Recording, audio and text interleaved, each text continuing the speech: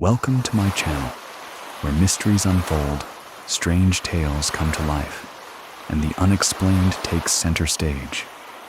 Here, we dive deep into eerie legends, unsolved cases, and supernatural phenomena that defy logic. Are you ready to step into the unknown? Brace yourself, keep an open mind, and join us as we uncover the world's greatest mysteries. Please listen to the story, The Yellow House. We live out in the country. It's kind of country. We have cornfields, hayfields, and cotton fields. Whenever that time comes around, it's a 2-story house, and when you walk in the back door, you have stairs that lead straight up.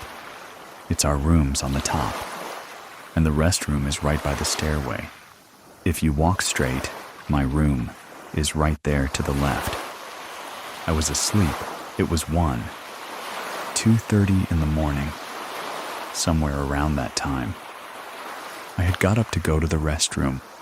I was walking, and I always look down the stairs. Why, I don't know. But I always look down the stairs. I thought I saw a shadow, but I was half asleep. So I was like, maybe I'm not seeing things right. Something's going on. There's my mind playing tricks on me. Finally squinted my eyes and looked even closer. When I did that, I saw on our staircase a big black shadow. It looked like it was about 6 foot, real broad and shoulders kind of buff. That's how it looked. They were leaning against the stairs. Am I seeing that maybe it's just my imagination? Then I saw them walk to the side, from the side of the stairs to the front, where you come up. I saw it start walking up, and I was like, oh my God, this is not my imagination. I ran in the restroom because I was right there. But when I finally came out of the restroom, I turned my head, looked down the stairs again. I saw the shadow walking up. I ran to my room. I closed the door. I called my husband. Can you please come home from work? I'm so scared. I saw something. Something is not right. This is not how it's supposed to be. I'm freaking out. I just need you to come home, please. Like, make sure everything's okay. When my husband came home, he said that he didn't see anything. Everything was fine. So I told my mom about it. My mom actually prayed over the house. Her and my husband felt the hair on the back of their necks stand up. They know I don't know what it is. We couldn't figure out why I would see something. My sister, her and her boyfriend at the time were having problems. They had separated. She went to go spend the night at a friend's house. That morning, the friend woke up and told my sister that he had a dream.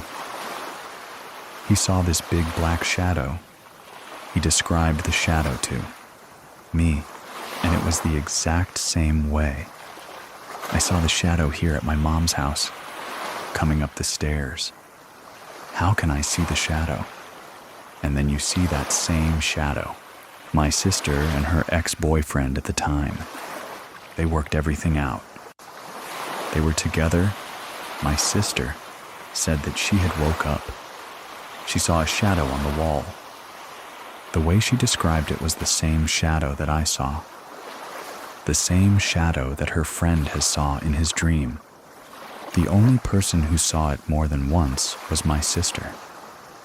But it was before I had saw it.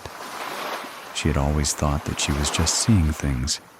When she had told her boyfriend about it, he goes, oh yeah, that's the shadow that I've seen before. That shadow has been following me for years. I don't know why. My mom prayed over everybody. She prayed over my sister's apartment. But we never saw the shadow again. But we could never figure out why. All 3 of us saw that shadow when it was supposed to be following the boyfriend. At the time, we didn't understand what's going on, that we've all seen it. My mom was like, maybe someone put a voodoo doll on him. That was our first instinct. Maybe someone put something on you. He's like, why? I've had it follow me for years. He's seen it for so long. He just thought it was just gonna be part of him for the rest of his life. We were freaking out. Why would this shadow follow you? And then come to the house, and someone see it in their dreams. It was just so creepy. It's so hard to even explain the feelings you feel when you see something like that. Then to have two other people see the same thing in two different places. I was scared, I want to say, for 6 months. I was scared to even look down the stairs because I was always worried that I was going to see a shadow, just that same shadow again. After that, I was like, I'm not going to look down those stairs anymore. What if I see something? I don't want to go through that again. But after those months had went by, everything was okay. Everything calmed down. No one saw the shadow again. It happened in the same house where we've seen stuff and heard things. On our cameras that we have around the house, we have them in the front, on both sides, and on the back of the house. We have a patio in the back of our house, and it's not covered, it's just a concrete patio. We have a real big bright light out there, so we can see everything, but we make sure there's no animals and stuff coming up. To the back of the house, my mom was like, oh, look at this video. You can see all these orbs flying around in the back of it. And I was like, Mom, you didn't see that. She was like, what are you talking about? See what I go, look on the shadow, and you can see. It looks like somebody's walking. You see the shadow of their legs, but you don't see nobody there. Looks like when you're walking on your driveway, and it's sunny, your shadow. All you see is your legs on the ground. That's exactly what we saw on the patio at nighttime. My tias and everybody, they're like, y'all's house is haunted. I don't think it's haunted, but there's stuff that's going on out here where we live. We catch a lot of weird things here. We're kind of like, it's whatever. We've seen it, you know. We've heard it, pretty used to weird things going on. I told my mom if I see another shadow, then yeah, we're definitely out of here. Other than that, we're all used to it. Seeing the orbs on the cameras and everything like that. No one scared my kids. They're not scared to be here. At a house that we lived at before, I was 4 or 5, it was 98. 99, we had lived in another 2-story house. This one was real old. The house was built in the 40s or 50s. It had a kitchen, a big dining room, a den, and then you had your living room. 2 bedrooms, and upstairs 3. Small bedrooms up there. It was this old yellow house, as we always called it, the yellow house. At first, everything was fine. Then there was one night. My mom had heard this woman screeching or yelling. She had woke up.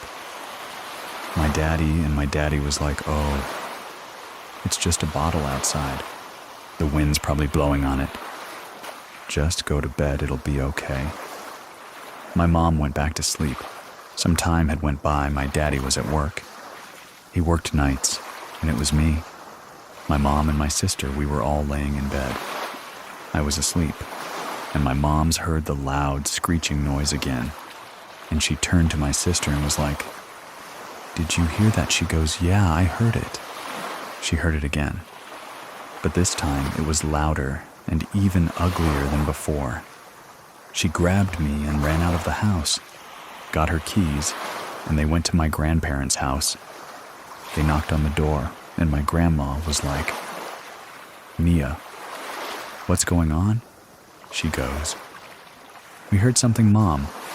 In the house, I'm not going back home. She goes, well, you must have been in a hurry. You don't have your shoes on, or you have your purse. She left as she just grabbed the keys. We're trying to get out of there. My mom had told my Thea about it. My Thea was like, "Well, sister, you need to stand your ground. You need to pray. You need to fight it. Have a spiritual battle against this spirit. Let him know that this is your house, and they're not welcome here. They need to leave you and your family alone." My mama said, "Okay." She was asleep. We were all laying down. My daddy wasn't there. He was at work again. She heard that woman yell again, doing that screeching noise. My mom got up. She said a prayer for herself. She prayed over me and my sister. She was like, "All right, we're gonna do this. We're gonna fight this." She had spirit, "I don't know who you are or what you want with me and my family, but you need to leave us alone. This is our house. You need to leave this house, and you're not gonna bother us. We are not scared of you. We are not leaving. We are protected by the blood of Jesus." My mom kept doing that. She kept saying it. She heard the lady's screeching get lower and lower, where finally it stopped completely. Some time had went by again. My daddy had woke up and he told my mom, "Do you hear that? I hear a woman yelling." She turned around and told my dad, "No, I don't hear anything. It's probably just a bottle outside, that the wind's blowing ominously." But after my mom had prayed, we never heard that woman yell again. My mom got curious. She worked at a diner where a lot of older people would go in the morning. She started asking them if they knew anything about her house. They said, "The house used to be where a woman would have babies at, like a ward, and it had become a funeral parlor, where we would be sitting at watching TV in the den. That's where they would go in to view the bodies at." They were like, "If you hear something in the house, it wouldn't be surprising to us, due to the fact that it used to be a hospital where they would deliver babies, and then a funeral home. No telling what's probably attached to that house, or something that's not letting go for whatever reason." We were redoing the floor to figure out how old this house was. My dad had picked up a corner of the linoleum, and it was a newspaper under the floor. Like for base, we could read that. My dad actually had found an article about our house that we're living in that newspaper. I don't remember what it had said, but he told me and my sister, "This should tell you how old this house is, and no telling what's happened in this house. To see that there's newspaper under the floor that they've used in place of tarp. Stuff they put under for flooring, like for laminate. Our cousins, we all grew up real close together. There were always been the night at our house, but a lot of them have even said as well. They had heard things, the footsteps creaking, and my always thought was always just the old house. My dad would say, "It's just the old house, babe. Don't worry about it, it's probably just the floors." As I got older, I was like, all this to floors, why are the floors making noise? You could hear footsteps in that house as well. But not long after that, we ended up moving out of the house. I kind of feel is that whatever my family has done in the past and things they've seen, I feel like sometimes we can see more of it because we have more but understanding, or we see things. I've always believed that if we do a lot of bad, that we're gonna see things or something's gonna happen, because that's what we were always taught. I've had an aunt way before I was born. She had been followed by the Latusas and everything. I had told my mom, we've talked about it before. I go, I don't think we were followed by anything. I really believe that it was just the house. I said because every house that's an older house has a backstory that we don't know about, something that goes on in there that's happened that we have no idea. Some people don't even know what goes on. I said, so I'm sure things get attached in these houses. Or sometimes they're wanting help, or sometimes they're just bad spirits.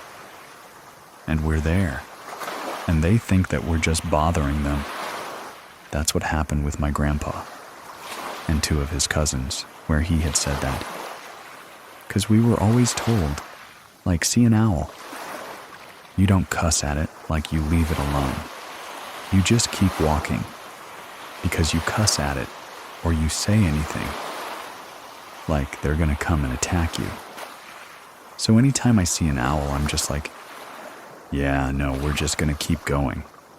I believe that because my grandpa and our 2 cousins, when they were younger, they were going to a bar and they were walking and they saw this big owl.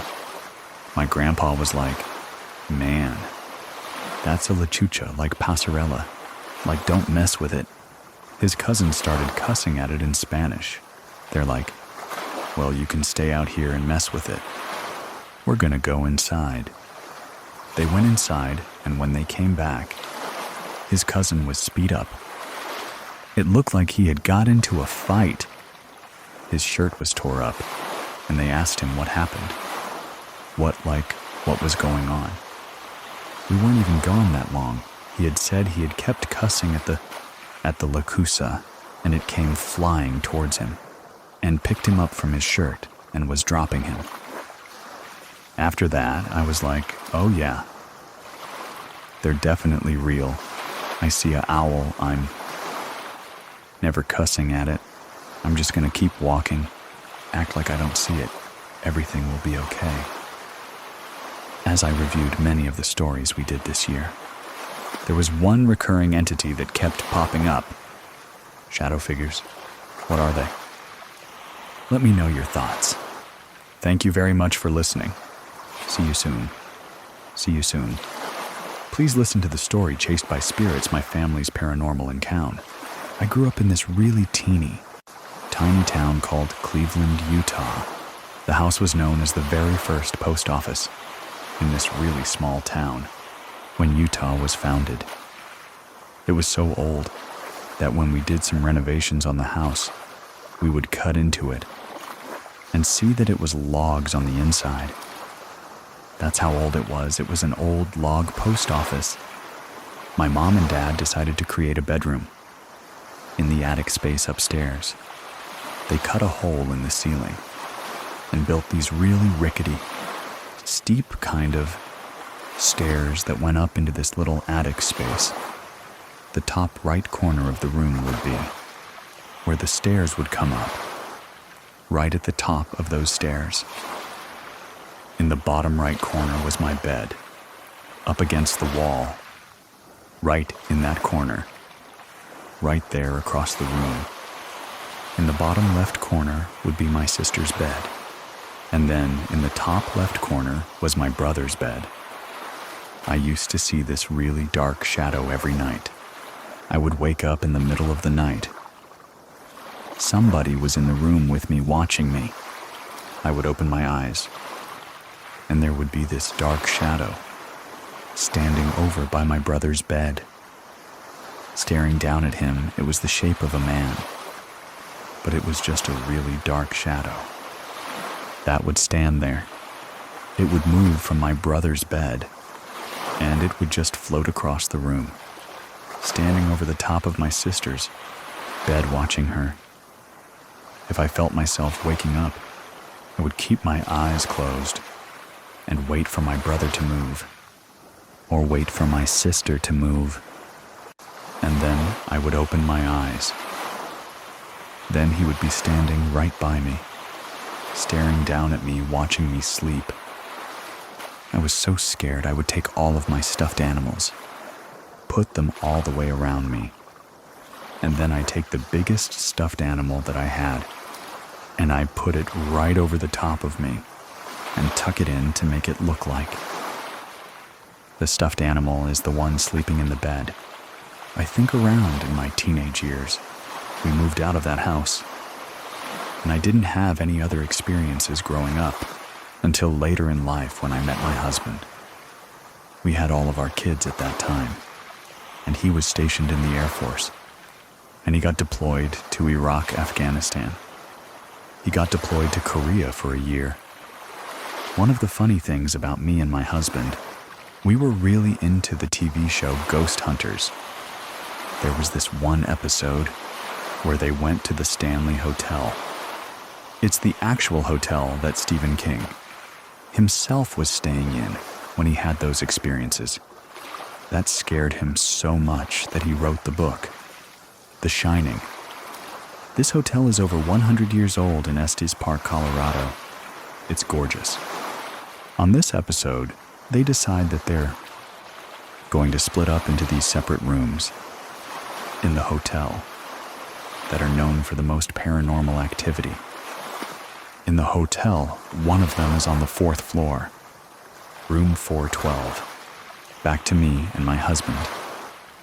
My husband is deployed to Iraq. I want to surprise him with something. Just pretty cool for him coming home. He's been gone for 6 months. I decided I was going to book us a stay at the Stanley Hotel so that we can go investigate ghosts. I decided to book that exact room 412. We drive to the Stanley, and you walk into this hotel, and there's this big staircase. It goes up the center, and then it splits off to the right and the left on both sides, and you can go up to the other rooms. Next to the staircase, it has this really awesome, super old elevator that is, one of those metal elevators that you have to close the gate on. Old, rickety, and really loud. We get our key for the room, so we get in the elevator and we go upstairs. Step off the elevator, and the room that is haunted is right next to that elevator. We get in the room and go check out the closet. This closet is 100 years old, full hard wood. It's got one of those really old doorknobs on it that are really hard to turn. It's super heavy. On the backside of the closet is that elevator. We check that out. We check the room out. It was really pretty. It had a really old bathroom in it, the really super old Victorian sink with on the inside. We decided to go get some dinner and walk around the hotel for the rest of the evening until bedtime. So nothing happened to us that night. When we were walking around checking out the hotel, and we took the tour, the tour guide was this really cool old guy that had actually done the tour for Ghost Hunters. When they came, he was their tour guide. We noticed that on our tour. The guy goes right up to the room we're staying in, stood outside of the door, and sit there and tell the stories about what happens in there, how people have lost things. Me and my husband are just sitting there thinking, yeah, we're staying in this room tonight. We even told the people that were on the tour with us. We're like, yeah, this is our room. We're going to stay in there. You guys want to look in there? And they were all pretty excited to go in and check out the room. And we ended the tour and went to eat dinner. And then we went back up to the room. And it was time for bed. We decided that we were going to go and take a shower. Together, we're in the bathroom, talking about how nothing's happened to us. It doesn't seem very creepy. There was 3 bulbs in this one light fixture above the bathroom sink. As soon as we were talking about this happening, the light bulbs all shattered. We got out of the shower and called downstairs. I told the lady at the desk what had happened. She said that they were going to send somebody up to come and take care of it. Things like that happen all the time in that room. I just don't know what could have caused that. They came up, they cleaned it up, they left the room, and me and my husband get into bed. And we're laying there, and I'm trying to go to sleep. This bed is facing the closet. So if you're sitting up in bed, you're looking right at the closet. I get this really dark, heavy feeling. There is something in this room. I open my eyes. I look up. Right above the bed is a fan. A ceiling fan? And right next to the ceiling fan, there is this woman floating there. She had a really long, dark hair. I'm looking at her. I start grabbing my husband's arm, shaking him, and I'm like, "Honey, do you see her? She's right there." And I'm hyperventilating. He wakes up, sits right up, and he's like, "Where? Where?" And I'm like, "She's right there in front of us." At that point, she starts moving towards me. And I take a breath and I'm like, "Hi." She stops, tips her head sideways. We laid down to go back to sleep, and I could not go to sleep. The morning after, we went downstairs to go tell the people that I had an experience. There's a tour guide there. And I tell her what had happened to me last night. And she kind of just, "Yeah, that happens all the time." It seemed like she didn't believe me, didn't take me seriously.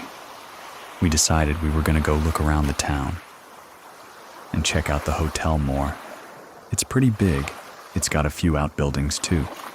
We spent the day just being tourists. We get back to the hotel. My husband decides what he's going to do. He grabs this little L, no smoking sign that is sitting on top of the dresser, and he's going to put it right in front of the closet door. Slide it right under it just in case something happens. We go to sleep, and nothing else happens that night. The next morning, the closet door is closed, but the little LS sign was out in the middle of the floor.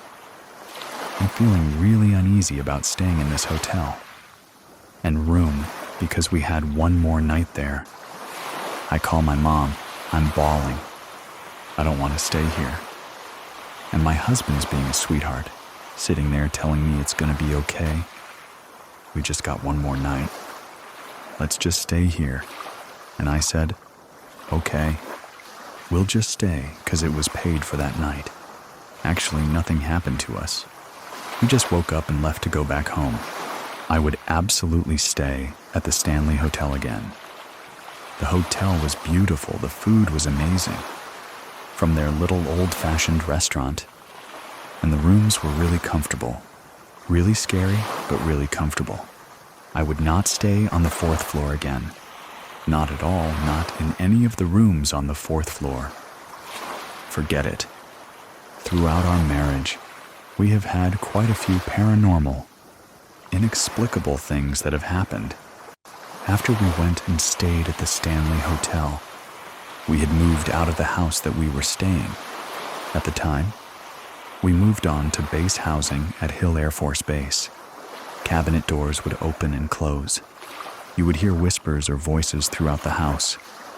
When I was in my room laying on the bed, I would be reading, and right above the book, I would see this little boy's head just quickly dash past the bottom of the bed. One other instance. Me and my husband were laying in our bed watching TV. All of a sudden, all of the stuff that was in there, our bathroom, fell off of the shelves into the bathtub. Another time that I was laying in bed, all of a sudden, I felt these little steps stepping next to me, from my feet all the way up to my head. And I turned and I looked, and there was nothing there. We decided that we wanted to name this little ghost. And I'm like, how about we name him Billy?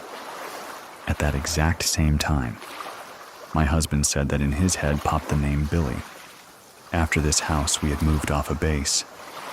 It was Halloween, and we felt this ghost presence had followed us. Because same thing started happening in this other house. I took my kids to go see my mom for Halloween. While we were there, I was on the phone talking to my husband, and all of a sudden he says, there was a little boy that just ran across the floor, down the bed, out of the corner of my eye. The kid ran across the room. We're sitting there talking about it, and then all of a sudden you hear in the living room, the sound of one of my Halloween decorations go off. This Halloween decoration, it was broken, the motion active part of it was busted, and it was an old gravestone that would crack open and scream at you. The only way for it to go off was for somebody to push it. We moved to Montana. We had a bunch of things happen in that house. My children saw these things. My son Lincoln, he is very sensitive. A couple of days ago, I was in my room. My son's girlfriend. I was going to show her something on my phone. I was walking down my hallway, passing the kitchen, and out of the corner of my eye, I see my son standing in the kitchen. In front of the sink, his back was to me. I thought, okay, I'm going to go show Lincoln first. When I turned to look into the kitchen, he's not there. He is not there. There is nobody there. He comes walking in through the family room. In the back door, I explained to him. This ghost, or mimic, or whatever this was, looked just like him. I have no idea what that was. But it scared the crap out of me. That's the first time something's happened to me, personally, in this house. I'm hoping nothing else happens here. I'm almost over the whole ghost thing. Haha, balding. We have had other situations where we would be sitting out on the porch. We live up in Willow, Alaska. It's a really tiny town in the middle of the forest. We have neighbors that aren't very close to us. We would be sitting out on the porch, and you would hear strange howls, moans, and growls over in that forest. Over there, across the lake, we're avid hunters. We know what it sounds like when a moose is in heat. Just doesn't sound anything like that. Me and my son and his friends, we always talk about shapeshifters up here all the time. Skinwalkers is a big deal in Alaska. A skinwalker can take certain forms of people or things. I don't know if it could have possibly been something like that. I can't tell you. I really have no idea what it could possibly have been.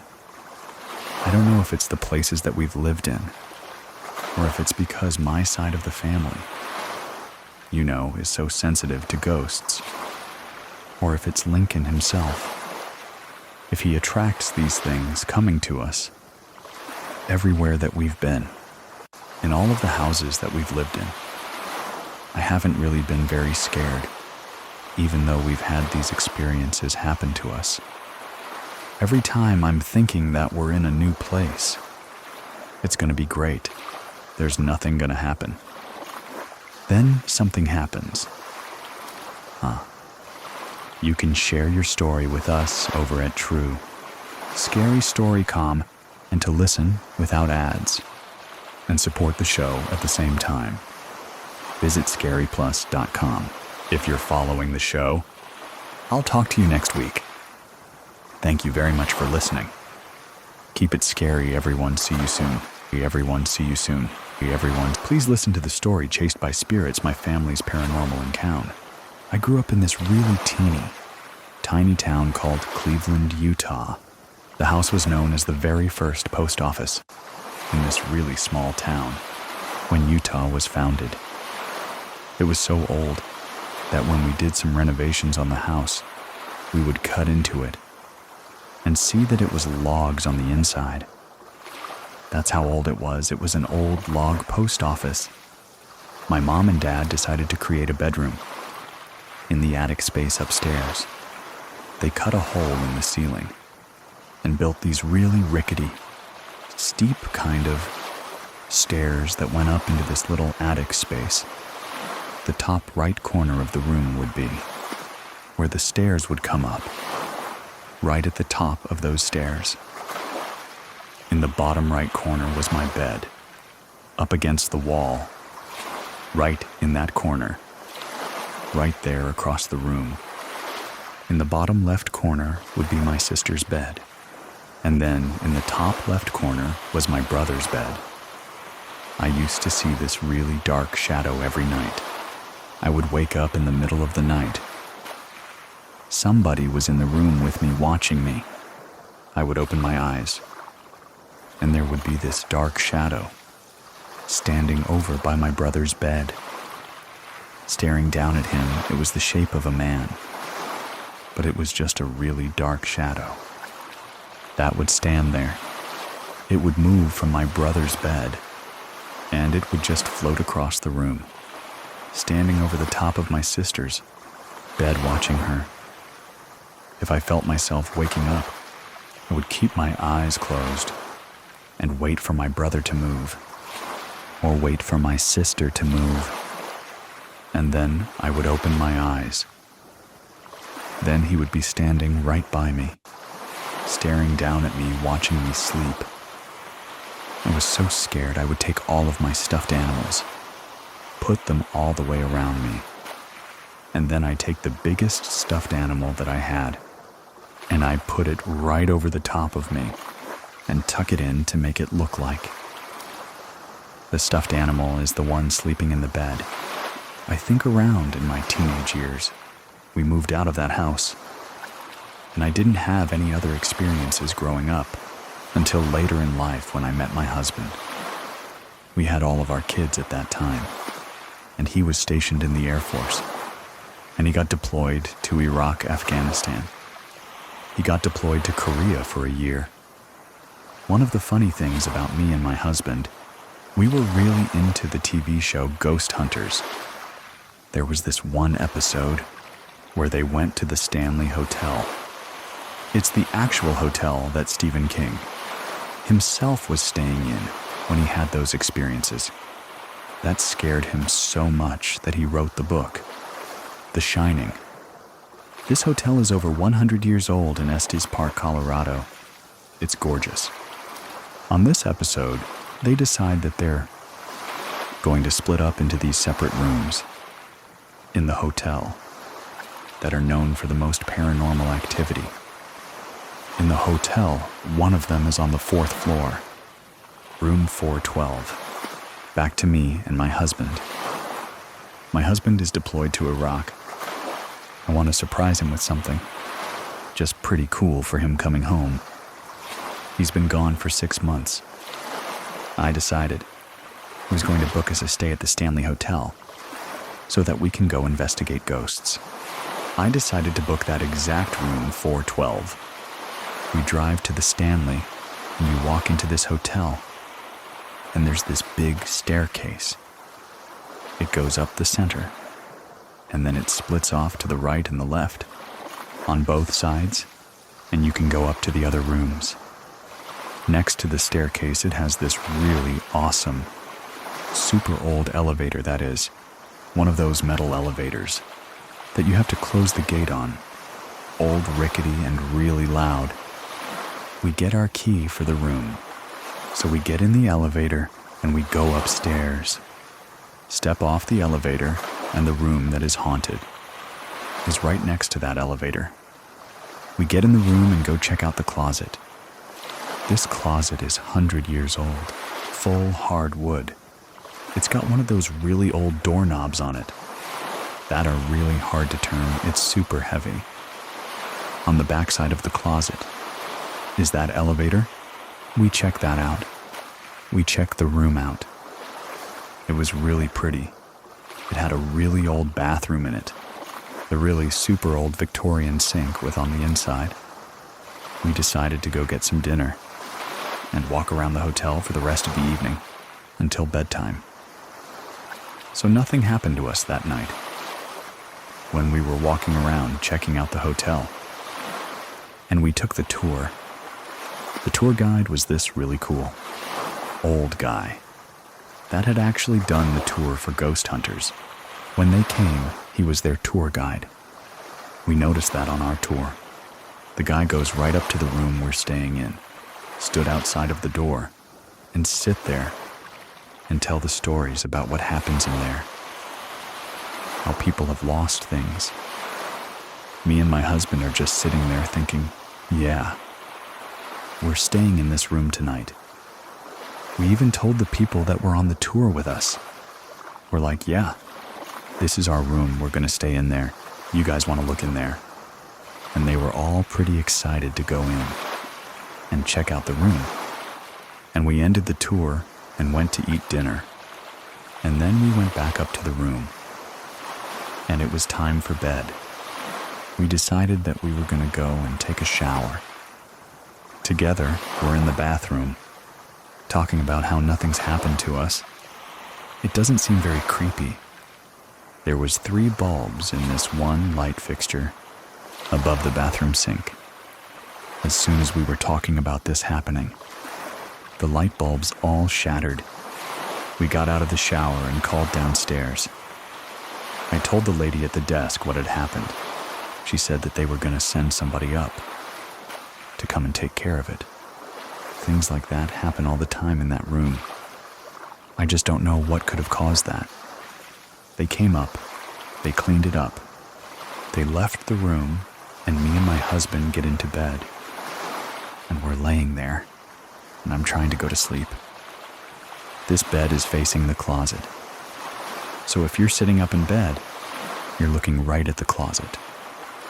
I get this really dark, heavy feeling. There is something in this room. I open my eyes. I look up. Right above the bed is a fan. A ceiling fan? And right next to the ceiling fan, there is this woman floating there. She had a really long, dark hair. I'm looking at her. I start grabbing my husband's arm, shaking him, and I'm like, "Honey, do you see her? She's right there." And I'm hyperventilating. He wakes up, sits right up, and he's like, Where? And I'm like, "She's right there in front of us." At that point, she starts moving towards me. And I take a breath and I'm like, "Hi."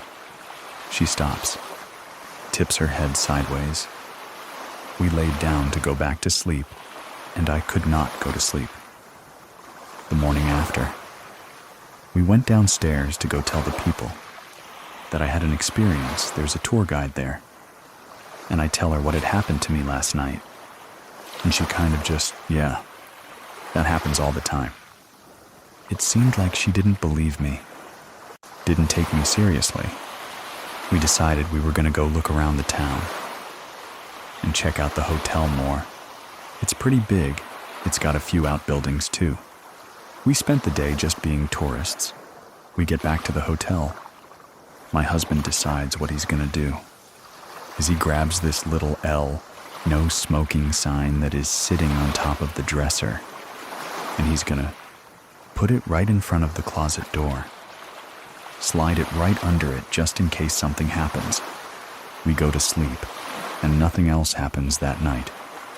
The next morning, the closet door is closed, but the little LS sign was out in the middle of the floor.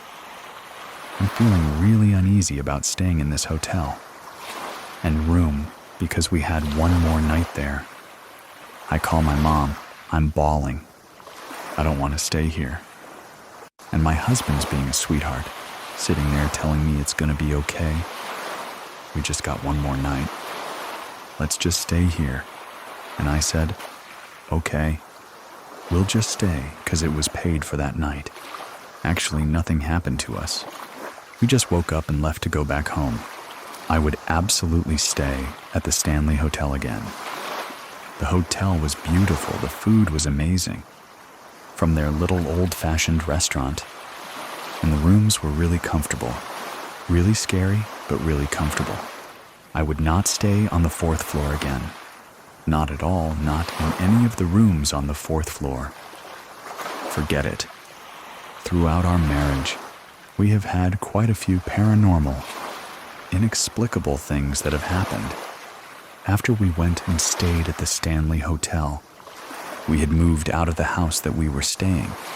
At the time, we moved on to base housing at Hill Air Force Base. Cabinet doors would open and close. You would hear whispers or voices throughout the house. When I was in my room laying on the bed, I would be reading, and right above the book, I would see this little boy's head just quickly dash past the bottom of the bed. One other instance. Me and my husband were laying in our bed watching TV. All of a sudden, all of the stuff that was in our bathroom fell off of the shelves into the bathtub. Another time that I was laying in bed, all of a sudden, I felt these little steps stepping next to me, from my feet all the way up to my head. And I turned and I looked, and there was nothing there. We decided that we wanted to name this little ghost. And I'm like, how about we name him Billy? At that exact same time, my husband said that in his head popped the name Billy. After this house, we had moved off a base. It was Halloween, and we felt this ghost presence had followed us. Because same thing started happening in this other house. I took my kids to go see my mom for Halloween. While we were there, I was on the phone talking to my husband, and all of a sudden he says, there was a little boy that just ran across the floor, down the bed, out of the corner of my eye. The kid ran across the room. We're sitting there talking about it, and then all of a sudden you hear in the living room the sound of one of my Halloween decorations go off. This Halloween decoration, it was broken, the motion active part of it was busted, and it was an old gravestone that would crack open and scream at you. The only way for it to go off was for somebody to push it. We moved to Montana. We had a bunch of things happen in that house. My children saw these things. My son Lincoln, he is very sensitive. A couple of days ago, I was in my room. My son's girlfriend. I was going to show her something on my phone. I was walking down my hallway, passing the kitchen, and out of the corner of my eye, I see my son standing in the kitchen. In front of the sink, his back was to me. I thought, okay, I'm going to go show Lincoln first. When I turned to look into the kitchen, he's not there. He is not there. There is nobody there. He comes walking in through the family room. In the back door, I explained to him, this ghost or mimic or whatever this was looked just like him. I have no idea what that was. But it scared the crap out of me. That's the first time something's happened to me, personally, in this house. I'm hoping nothing else happens here. I'm almost over the whole ghost thing. Haha, balding. We have had other situations where we would be sitting out on the porch. We live up in Willow, Alaska. It's a really tiny town in the middle of the forest. We have neighbors that aren't very close to us. We would be sitting out on the porch, and you would hear strange howls, moans, and growls over in that forest. Over there, across the lake, we're avid hunters. We know what it sounds like when a moose is in heat. Just doesn't sound anything like that. Me and my son and his friends, we always talk about shapeshifters up here all the time. Skinwalkers is a big deal in Alaska. A skinwalker can take certain forms of people or things. I don't know if it could have possibly been something like that. I can't tell you. I really have no idea what it could possibly have been. I don't know if it's the places that we've lived in, or if it's because my side of the family, is so sensitive to ghosts, or if it's Lincoln himself. If he attracts these things coming to us everywhere that we've been, in all of the houses that we've lived in. I haven't really been very scared, even though we've had these experiences happen to us. Every time I'm thinking that we're in a new place, it's going to be great. There's nothing going to happen. Then something happens. You can share your story with us over at True, Scary Story.com, and to listen without ads and support the show at the same time. Visit scaryplus.com. If you're following the show, I'll talk to you next week. Thank you very much for listening. Keep it scary, everyone. See you soon. Everyone, see you soon. Everyone, please listen to the story unwelcome visitor. Don't listen to this one alone. What she thought was her uncle's spirit returning turned into a terrifying encounter that she will never forget. My name is Edwin, and here is Angie's true scary story. My name is Angelica. I live in Murrieta, California. This happened in Temecula, California. More Winchester. Past Lake Skinner, its very secluded area hills, cows, fences, and your closest neighbor is about a mile away. At night, it was pretty scary. The only lights you can see were the houses that you can see through the hills. Around this time, my parents had divorced, and we lived in a home in Monrovia Valley. In that home, I experienced a lot of dark energy. During their divorce, it was very ugly. I have to say it was like a spiritual battle going on. We ended up moving to my aunt and uncle's home. In Winchester, they graciously opened up their home to us because my mother had nowhere to go at this time. My uncle and my aunt, they were working and they had their own business. They were pretty well off. They had a beautiful property. It was a ranch, we call it El Rancho. It was a one-story flat, and with 3 houses in the back. The only people who would come were those who lived there.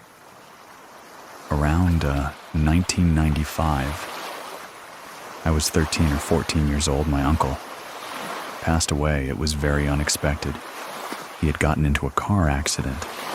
It was pretty tragic. He actually ended up on the news. We didn't know what to make of this or how to move past this. He was a pretty big part of our family. He had such a huge personality. He was a father figure to a lot of people. Especially me during that time, it was very hard. 2 months later, or still getting over his passing. This happened early in the morning. I was sleeping. I heard 3 knocks. It was like somebody knocking on the door.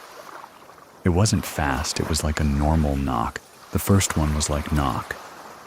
The second round got a little bit louder. Third round got a little bit louder. I was awoken up by the second 3 knocks. I was just laying in bed. I was looking around. I knew that it was very early. I didn't hear birds chirping. I didn't hear the dogs barking. Again, I hear 3 loud knocks. I'm looking around and I'm scared. I'm just thinking to myself, am I the only one who's awake? Am I the only one who's hearing this? I turn to my cousin who's laying next to me. We shared a room. I go to wake up my cousin. I push her. She does not wake up. I hear 3 loud bangs again. The door that these bangs are happening on, they're on a security gate. This door is really sensitive. You can hear a tap, or if you close it, it vibrates throughout the whole house. My cousin is not waking up. I'm just thinking to myself, what is going on this early in the morning? It's a house full of people. I slowly walk out. I peek my head out into the hallway, and I look. I'm quiet. I didn't say anything. I'm just looking to see if anybody else is hearing it. In this property, when you walk out into the hallway, I have turned left. You immediately come to the kitchen on your left, and then to the right is the door. In the kitchen, there is a bar countertop with 3 bar stools, and the very first one. And the end was my uncle's favorite chair. I'm walking slowly throughout the house. I walk over to his favorite chair, and I sit there. During this time, while I was walking, I didn't hear any more banging or knocking.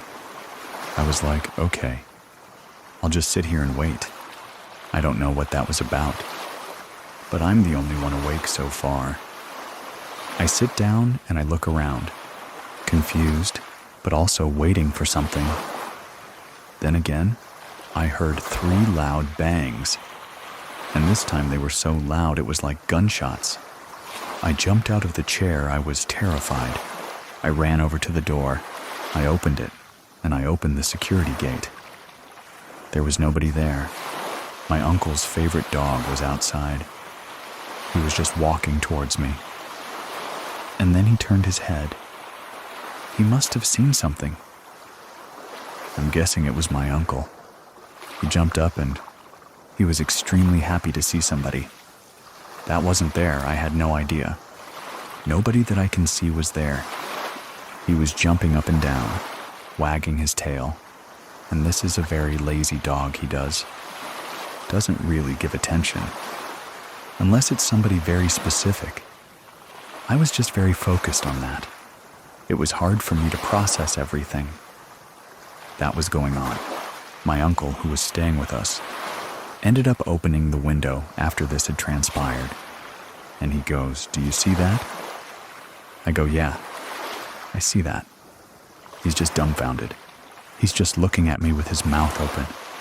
I just stand there finally. Everyone slowly starts to wake up. My aunt comes out. What was that?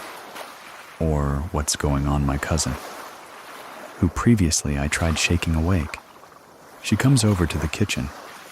Everyone has this like, "What's going on?" look on their face. They're asking questions, and I said, "You guys didn't hear those 3 loud knocks." My tia, who knows far more about spirituality and what certain things mean than I do. She says, "Wait, how many knocks?" I said, 3 knocks. She just stood there and she goes, "Why did you open the door? Why didn't you come and ask me?" And I was just, I don't know. I was so confused and I was like, did I do something bad? My tia, she just stayed quiet. She wasn't mad at me. She was mad at what was going on. She stood quiet. My cousins looked at me and they're like, "You don't know what that means?" And I go, "No, I don't. I personally think that I was targeted. Everyone else was put to sleep." She had a maid who's still alive, by the way, who practices Santeria. She would do these little rituals. I was there to witness them, to see them.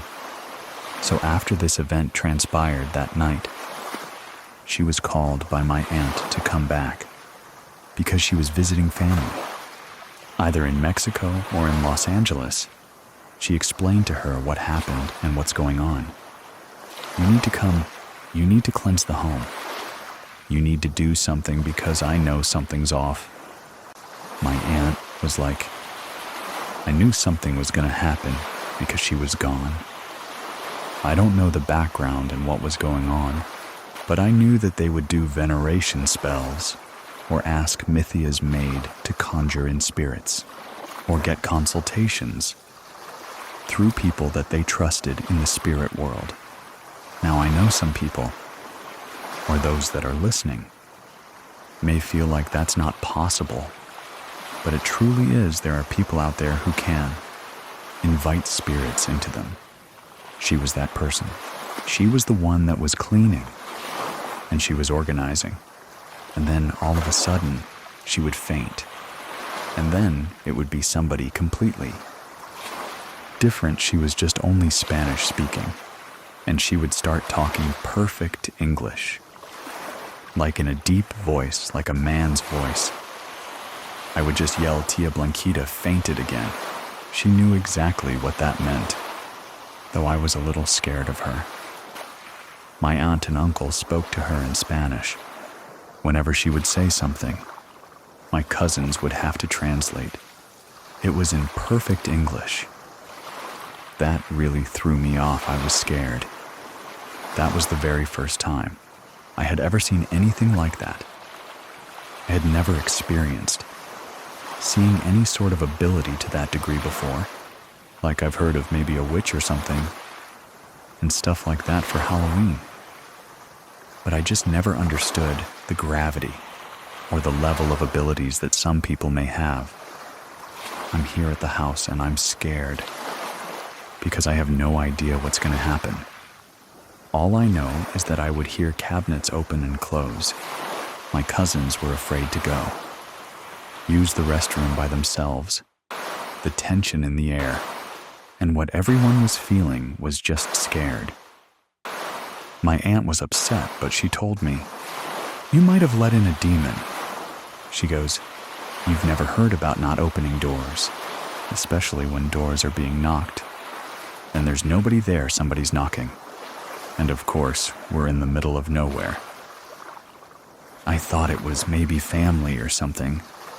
The maid comes back and she walks in the door, and it reminds me of that scene from Poltergeist where the psychic comes through the door. She just looks around, and she has a very serious look on her face.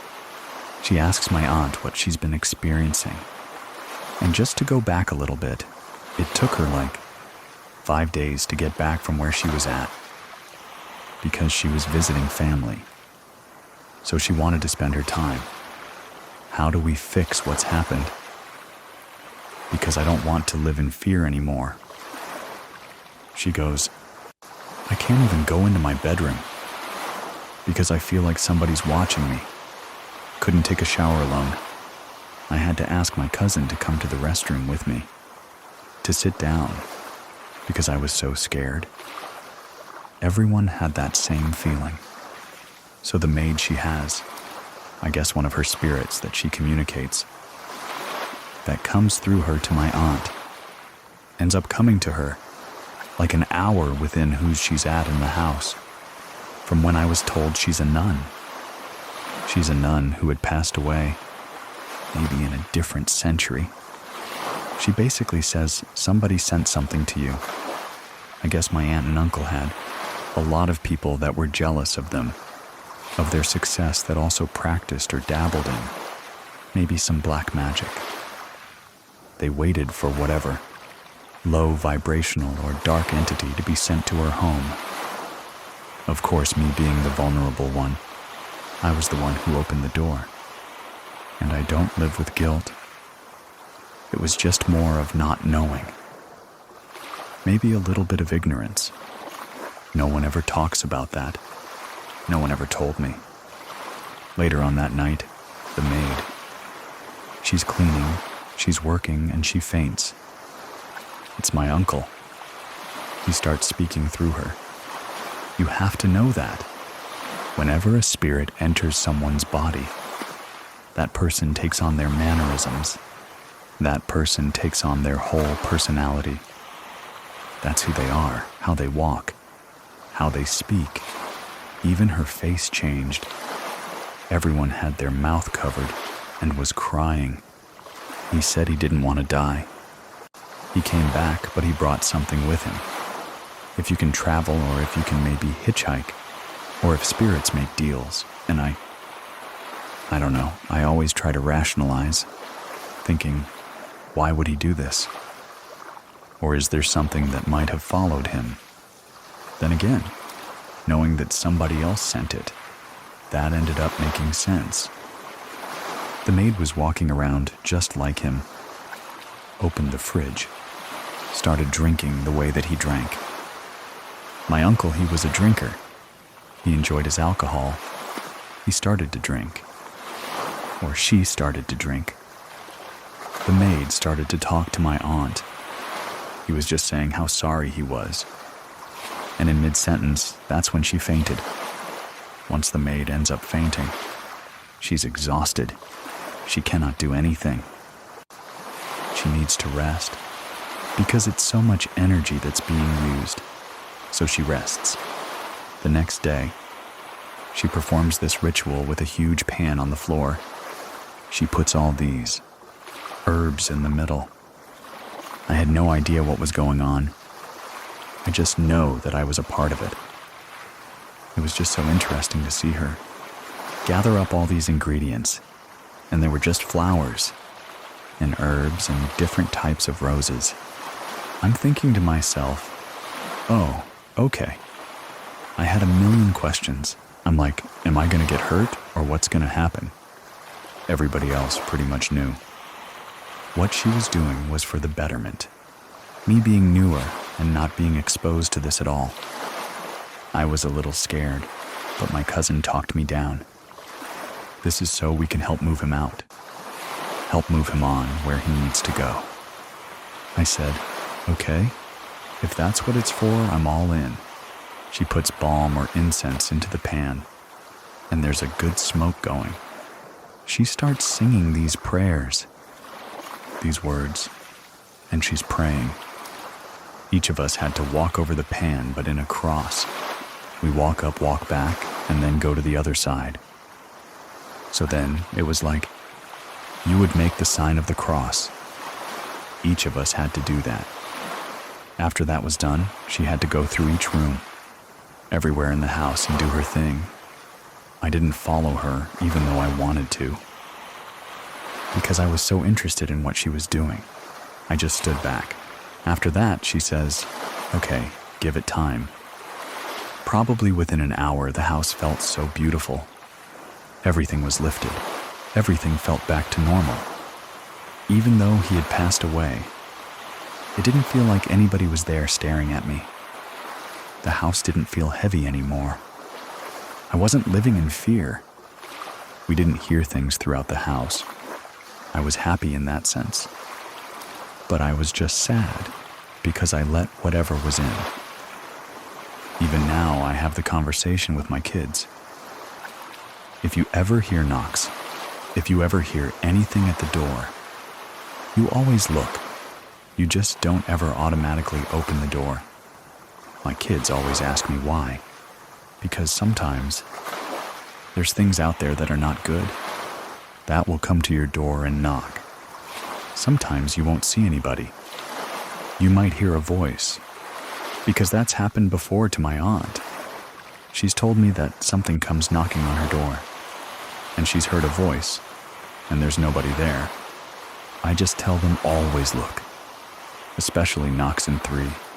Just being involved in my aunt's home and getting to know my aunt's maid, I ended up asking her questions. And since I don't know Spanish really well, I asked my cousin to ask her.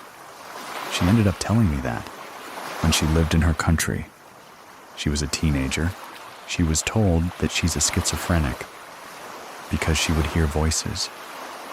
She would see things. People just thought that she had either schizophrenia or she was undergoing psychosis. So she was cast out of her family for a while because she was experiencing all these things that she had no idea what was going on. One day she just couldn't take it. She ran away from home. She ended up on the streets of Mexico. She was just laying on the floor covering her ears. And she was saying, no, Maz, I can't take this anymore. She said, a woman came up to her, showed her hand, and she said, you're not crazy. I see it in you. You have the gift to Tatiana's Eldon. When she told me that, I got immediate chills. I was like, wow, she just saw you and saw that in you. She goes, yeah. She took me under her wing. And this was a lady that she's never met before. She just explained to her and she sat her down. She goes, I'm going to teach you how to use your gifts, or else you're going to live your life feeling like you're crazy. You're most likely going to end up ending yourself because you don't know how to wield it into your favor. I was told by the maids that I had certain abilities. I feel like I might be clairvoyant or clairaudient. A lot of information comes through me, through dreams or through knowing. I've carried that with me. I hear those same thoughts in my mind, and it's almost like I'm not thinking them. If you want to share your story with us, head on over to truescarystory.com and fill out the form. We'll get in touch to see if we can record it. To support our show and get episodes without ads, check out Scary Plus over on scaryplus.com. It's free for 2 weeks and then for $99 a month. You can cancel anytime. Thank you very much for listening. Keep it scary, everyone. See you soon. 1. Please listen to the story, A Townhouse Terror, The Night I Faced the Unseen. My story takes place in Alberta, Canada. I was raised here, but I was born in Mexico. And my parents moved us up here when I was 6 years old. In Mexico, we grew up hearing lots of stories from relatives and my own parents about paranormal activity. They had experienced themselves, or weird phenomena that they just couldn't explain. It wasn't odd for me to acknowledge and accept that there were things beyond my understanding within that realm. When I was 21, I was living with some roommates in an old townhouse. My roommates and I rarely got to see each other. All at the same time, we worked very different schedules. We would usually see each other on the way in or out of the house. The house itself was probably built in the 70s or 80s. It was quite old. You could hear creaking all the time. If anyone walked up and down the stairs, you could hear it very clearly. Even walking into the kitchen, you could hear. I was just getting ready for bed. I went upstairs to my room. They didn't have curtains for my window. I would just close the blinds at nighttime, and I would still get a lot of light, from street lights or even the moonlight. I had placed my bed right underneath the window. It was just the darkest spot in the room, where I slept comfortably. On this night, I was really struggling to fall asleep when I heard the front door of the house open. I heard steps come up. Then my door rattled. I'm thinking, oh, one of my silly roommates has come home drunk and thinks that this is their room. I lived with 2 guys, and they were very protective of me. I was like their little sister. The rattling on the doorknob stopped, and I heard the footsteps go back downstairs and out the door. I just didn't really think anything else of it and kept trying to fall asleep. 10 minutes later, someone is behind me. That pressure you feel on a bed or on the mattress when someone is leaning in. I had that feeling behind me. My thought was, oh, one of my roommates is checking up on me. And as I'm waking up, a bit more out of that weird daze you're in, right before you fall asleep, I realize my bedroom door is locked. I'm sleeping on my side. My back is towards the wall where the window is. I opened my eyes. I knew something was wrong. I shouldn't be able to feel anything behind me. When I opened my eyes, the light in the room started to disappear, as if someone was pulling a curtain over my window. This light was just disappearing. From the corner of my eye, I could see something at the end of my bed. I just grabbed whatever courage I had in that moment. I looked over at the edge of my bed was a large, dark figure. I could see the silhouette, but it couldn't quite make out if it was a person. Just a dark figure. The only distinct feature was red glowing eyes. I couldn't move. I just laid there staring at this thing in front of me. It launched right at me. It came so close, it was almost right in front of my face, hovering above me. It leaned in just a bit more. Then it growled. A deep growl. I don't even know if I could imitate it. It didn't sound natural. Right after it did that, it started to disappear. It was evaporating before my eyes. When it was fully out of sight, all the light in my room came back in. I instantly sat up and I thought, oh my goodness, what just happened? I thought. You need to call Mom, she'll know what to do. I grabbed my phone. I called my mom. She goes, okay, what you need to do right now is hang up the phone and start praying. For protection, for guidance, just keep praying. Start singing whatever church songs that you remember. But you need to do that right now. Whatever that was might not be in sight, but something could be lingering. and you need to bring some good energy into the room." I said, "Okay, I will." So hung up immediately. Started praying out loud as much as I could because my voice was so shaky. I was crying. I started singing. I couldn't get past the one song that I kept singing. I just kept singing it over, and I couldn't think of any other song. My mind went blank afterward. I just was stuck on this one song. A few days later, my roommates and I just happened all to be home at the same time. I said, "Hey, did anyone come home around 3 the other night and come upstairs and accidentally try and get into my room and left again?" They were like, They weren't home at all nights. I wish I could say that I knew what it was, just so I could make sense of it. I don't know if I'll ever really know what it was that I faced that day. The women in my family particularly. Something is always testing us.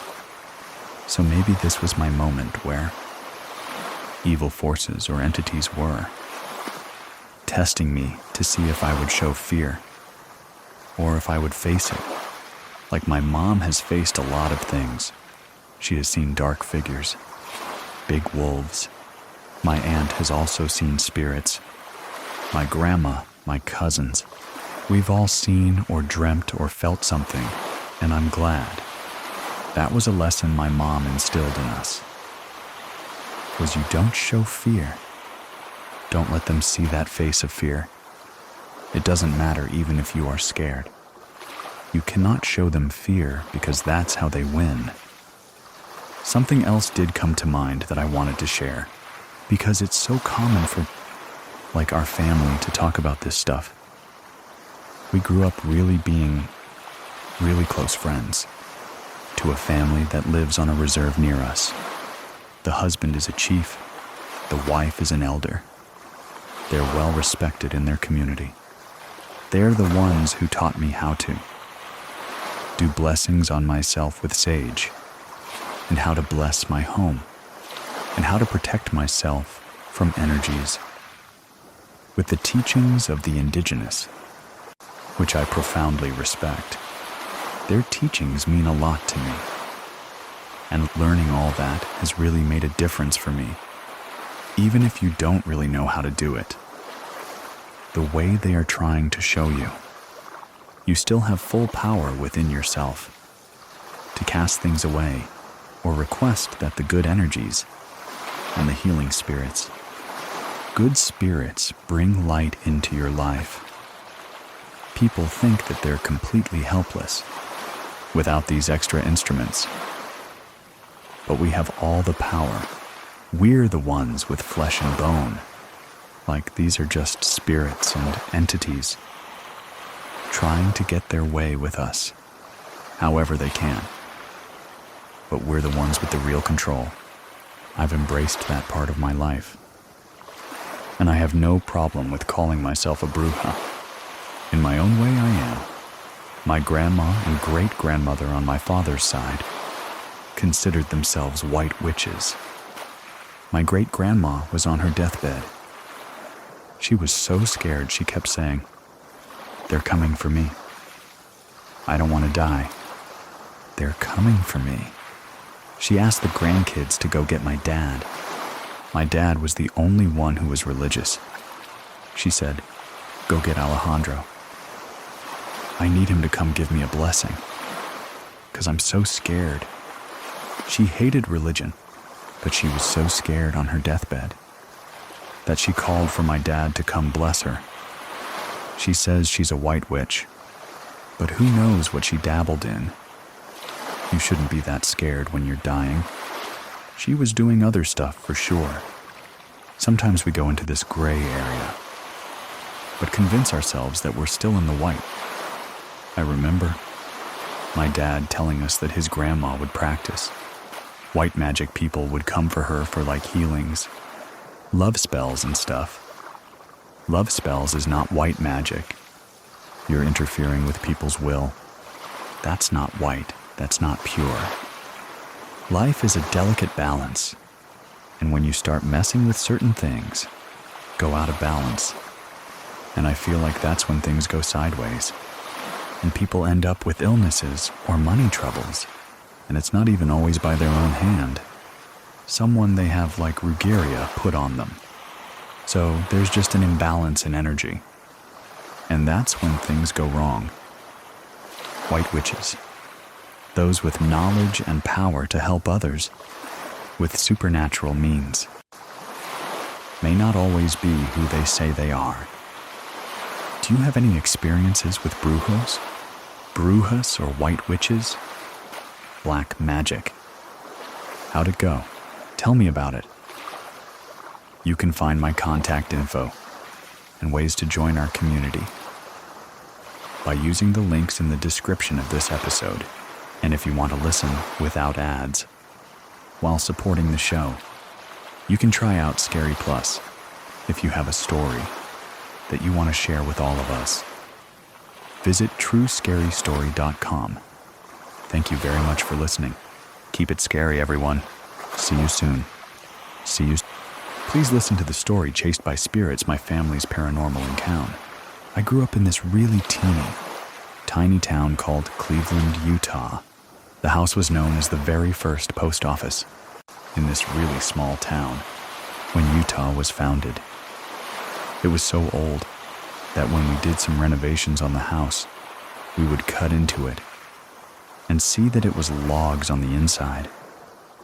That's how old it was. It was an old log post office.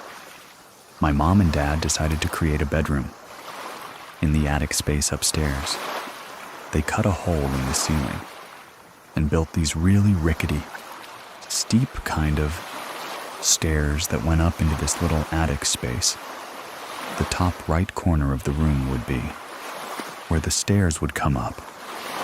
Right at the top of those stairs, in the bottom right corner, was my bed, up against the wall, right in that corner, right there across the room.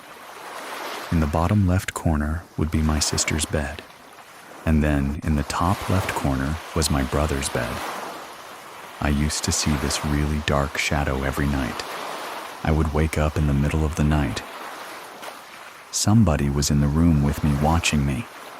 I would open my eyes, and there would be this dark shadow standing over by my brother's bed. Staring down at him, it was the shape of a man, but it was just a really dark shadow that would stand there. It would move from my brother's bed, and it would just float across the room, standing over the top of my sister's bed, watching her. If I felt myself waking up, I would keep my eyes closed and wait for my brother to move, or wait for my sister to move, and then I would open my eyes. Then he would be standing right by me, staring down at me, watching me sleep. I was so scared I would take all of my stuffed animals, put them all the way around me, and then I'd take the biggest stuffed animal that I had, and I'd put it right over the top of me and tuck it in to make it look like. The stuffed animal is the one sleeping in the bed. I think around in my teenage years, we moved out of that house, and I didn't have any other experiences growing up until later in life when I met my husband. We had all of our kids at that time, and he was stationed in the Air Force, and he got deployed to Iraq, Afghanistan. He got deployed to Korea for a year. One of the funny things about me and my husband, we were really into the TV show Ghost Hunters. There was this one episode where they went to the Stanley Hotel. It's the actual hotel that Stephen King himself was staying in when he had those experiences. That scared him so much that he wrote the book, The Shining. This hotel is over 100 years old in Estes Park, Colorado. It's gorgeous. On this episode, they decide that they're going to split up into these separate rooms in the hotel that are known for the most paranormal activity. In the hotel, one of them is on the 4th floor, room 412. Back to me and my husband. My husband is deployed to Iraq. I want to surprise him with something. Just pretty cool for him coming home. He's been gone for 6 months. I decided I was going to book us a stay at the Stanley Hotel so that we can go investigate ghosts. I decided to book that exact room 412. We drive to the Stanley and you walk into this hotel and there's this big staircase. It goes up the center and then it splits off to the right and the left on both sides, and you can go up to the other rooms. Next to the staircase, it has this really awesome, super old elevator that is, one of those metal elevators that you have to close the gate on. Old, rickety, and really loud. We get our key for the room, so we get in the elevator and we go upstairs. Step off the elevator, and the room that is haunted is right next to that elevator. We get in the room and go check out the closet. This closet is 100 years old, full hard wood. It's got one of those really old doorknobs on it that are really hard to turn. It's super heavy. On the backside of the closet is that elevator. We check that out. We check the room out. It was really pretty. It had a really old bathroom in it. The really super old Victorian sink with on the inside. We decided to go get some dinner and walk around the hotel for the rest of the evening until bedtime. So nothing happened to us that night. When we were walking around checking out the hotel, and we took the tour, the tour guide was this really cool old guy that had actually done the tour for ghost hunters. When they came, he was their tour guide. We noticed that on our tour. The guy goes right up to the room we're staying in, stood outside of the door, and sit there and tell the stories about what happens in there. How people have lost things. Me and my husband are just sitting there thinking, yeah, we're staying in this room tonight. We even told the people that were on the tour with us. We're like, yeah, this is our room, we're gonna stay in there. You guys wanna look in there? And they were all pretty excited to go in and check out the room. And we ended the tour and went to eat dinner. And then we went back up to the room. And it was time for bed. We decided that we were gonna go and take a shower. Together, we're in the bathroom, talking about how nothing's happened to us. It doesn't seem very creepy. There was 3 bulbs in this one light fixture above the bathroom sink. As soon as we were talking about this happening, the light bulbs all shattered. We got out of the shower and called downstairs. I told the lady at the desk what had happened. She said that they were going to send somebody up to come and take care of it. Things like that happen all the time in that room. I just don't know what could have caused that. They came up, they cleaned it up, they left the room, and me and my husband get into bed. And we're laying there, and I'm trying to go to sleep. This bed is facing the closet. So if you're sitting up in bed, you're looking right at the closet. I get this really dark, heavy feeling. There is something in this room. I open my eyes. I look up. Right above the bed is a fan. A ceiling fan? And right next to the ceiling fan, there is this woman floating there. She had a really long, dark hair. I'm looking at her. I start grabbing my husband's arm, shaking him, and I'm like, honey, do you see her? She's right there. And I'm hyperventilating. He wakes up, sits right up, and he's like, where? Where? And I'm like, she's right there in front of us. At that point, she starts moving towards me. And I take a breath and I'm like, hi. She stops, tips her head sideways. We laid down to go back to sleep, and I could not go to sleep. The morning after, We went downstairs to go tell the people that I had an experience. There's a tour guide there.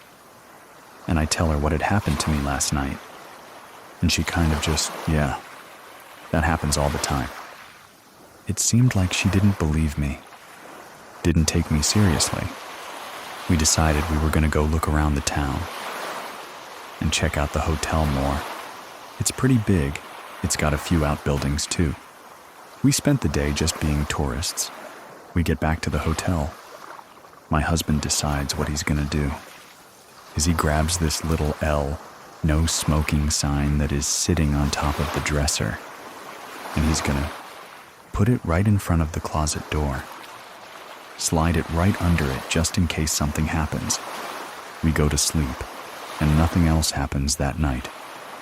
The next morning, the closet door is closed, but the little LS sign was out in the middle of the floor. I'm feeling really uneasy about staying in this hotel and room because we had one more night there. I call my mom. I'm bawling. I don't want to stay here. And my husband's being a sweetheart, sitting there telling me it's going to be okay. We just got one more night. Let's just stay here. And I said, okay, we'll just stay because it was paid for that night. Actually, nothing happened to us. We just woke up and left to go back home. I would absolutely stay at the Stanley Hotel again. The hotel was beautiful. The food was amazing. From their little old-fashioned restaurant. And the rooms were really comfortable. Really scary, but really comfortable. I would not stay on the 4th floor again. Not at all, not in any of the rooms on the 4th floor. Forget it. Throughout our marriage, we have had quite a few paranormal, inexplicable things that have happened. After we went and stayed at the Stanley Hotel, we had moved out of the house that we were staying. At the time, we moved on to base housing at Hill Air Force Base. Cabinet doors would open and close. You would hear whispers or voices throughout the house. When I was in my room laying on the bed, I would be reading, and right above the book, I would see this little boy's head just quickly dash past the bottom of the bed. One other instance. Me and my husband were laying in our bed watching TV. All of a sudden, all of the stuff that was in there, our bathroom, fell off of the shelves into the bathtub.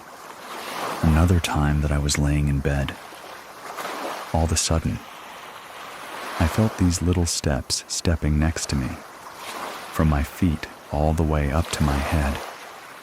And I turned and I looked, and there was nothing there.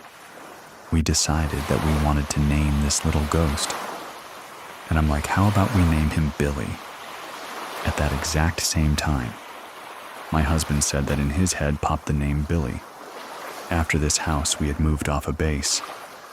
It was Halloween, and we felt this ghost presence had followed us. Because same thing started happening in this other house. I took my kids to go see my mom for Halloween. While we were there, I was on the phone talking to my husband, and all of a sudden he says, there was a little boy that just ran across the floor, down the bed, out of the corner of my eye. The kid ran across the room. We're sitting there talking about it, and then all of a sudden you hear in the living room the sound of one of my Halloween decorations go off. This Halloween decoration, it was broken. The motion active part of it was busted, and it was an old gravestone that would crack open and scream at you. The only way for it to go off was for somebody to push it. We moved to Montana. We had a bunch of things happen in that house. My children saw these things. My son Lincoln, he is very sensitive. A couple of days ago, I was in my room. My son's girlfriend. I was going to show her something on my phone. I was walking down my hallway, passing the kitchen, and out of the corner of my eye, I see my son standing in the kitchen. In front of the sink, his back was to me. I thought, okay, I'm going to go show Lincoln first. when I turned to look into the kitchen. He's not there. He is not there. There is nobody there. He comes walking in through the family room.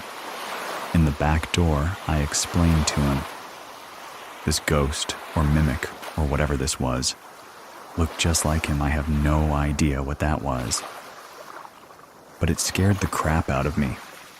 That's the first time something's happened to me, personally in this house. I'm hoping nothing else happens here. I'm almost over the whole ghost thing. Haha, balding.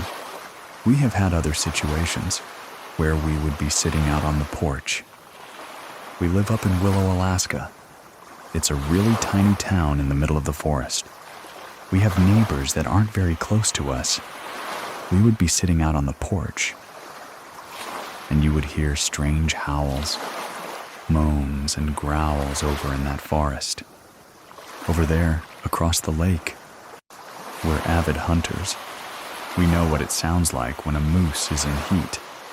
Just doesn't sound anything like that. Me and my son and his friends, we always talk about shapeshifters up here all the time. Skinwalkers is a big deal in Alaska. A skinwalker can take certain forms of people or things. I don't know if it could have possibly been something like that. I can't tell you. I really have no idea what it could possibly have been. I don't know if it's the places that we've lived in, or if it's because my side of the family, is so sensitive to ghosts, or if it's Lincoln himself. If he attracts these things coming to us everywhere that we've been, in all of the houses that we've lived in. I haven't really been very scared, even though we've had these experiences happen to us. Every time I'm thinking that we're in a new place, it's going to be great. There's nothing going to happen. Then something happens. You can share your story with us over at True Scary Story.com and to listen without ads and support the show at the same time. Visit scaryplus.com. If you're following the show, I'll talk to you next week. Thank you very much for listening. Keep it scary, everyone. See you soon. Everyone, see you soon. Everyone, please listen to the story. The man in the top hat. Growing up in a haunted house is one thing. But what if the spirits follow you wherever you go? This is a chilling account of a family tormented by ghosts, demons, and dark entities. My name is Edwin, and here is Chris's true scary story. The earliest memory of anything happening that I can remember is, I was probably around 6 years old. We had this house, my grandparents lived there. It was in Virginia, so it was a very, very old house. There was a lot of us. So there was my mom, my dad, myself, my 2 younger siblings, and my youngest brother. Generally, when there is a lot of people in one home, things become very active. You feel things, you sense things, you pick up on things. When we moved in, my grandmother told us that there is a spirit in the house. And my grandmother was involved in a lot of different things like tarot cards and doing readings and things like that. So she was already very sensitive. She would tell us, "Hey, there is a spirit in this house. We call him Angel." And she just wanted to let us know, in case we saw anything or felt anything. I remember never feeling comfortable in that house. I always felt like somebody was watching me. I never physically saw anything, but it was just creepy. I just did not want to be in that house. I didn't like it. I didn't like the way it made me feel. There was this one time that me and my sisters were playing, and we were playing very, very loudly. My grandma, she's in the kitchen. She comes running out of the kitchen, telling us that we need to be quiet because she saw the spirit. She saw Angel. There was a door in the kitchen that led to the garage, and she said that she saw a white mist. coming from the bottom of the door into the kitchen. She started screaming like we heard her scream. So she runs into the living room yelling at us. Mind you, my grandmother never yelled at us when we were kids. We would write on her white couch with markers, and she never yelled, so for her to come into the living room, screaming and yelling at us, I knew something bad had happened. So me being my 6-year-old self, I yelled, "I hate Angel. I don't care what Angel says." And then the very next day, I come down with this strange virus. We didn't even know what it was, but I remember being insanely sick, to the point where I was actually admitted into the hospital, and I was in the hospital for 3 days. No doctors, nobody can find anything wrong with me. And I remember my parents talking to my grandmother, and they said, yeah, it was Angel. It was the spirit that had attacked me physically that was causing me to become so ill. My grandma actually told us that the owner of the house had shot himself in the head in the attic. You can only access the attic through the garage. So it made sense when my grandma was saying that. She saw that mist coming from the door because it LED to the attic. The next time we experienced something, it happened in this house. It was in Little Washington, North Carolina. Another really large, old, creepy house all on the East Coast.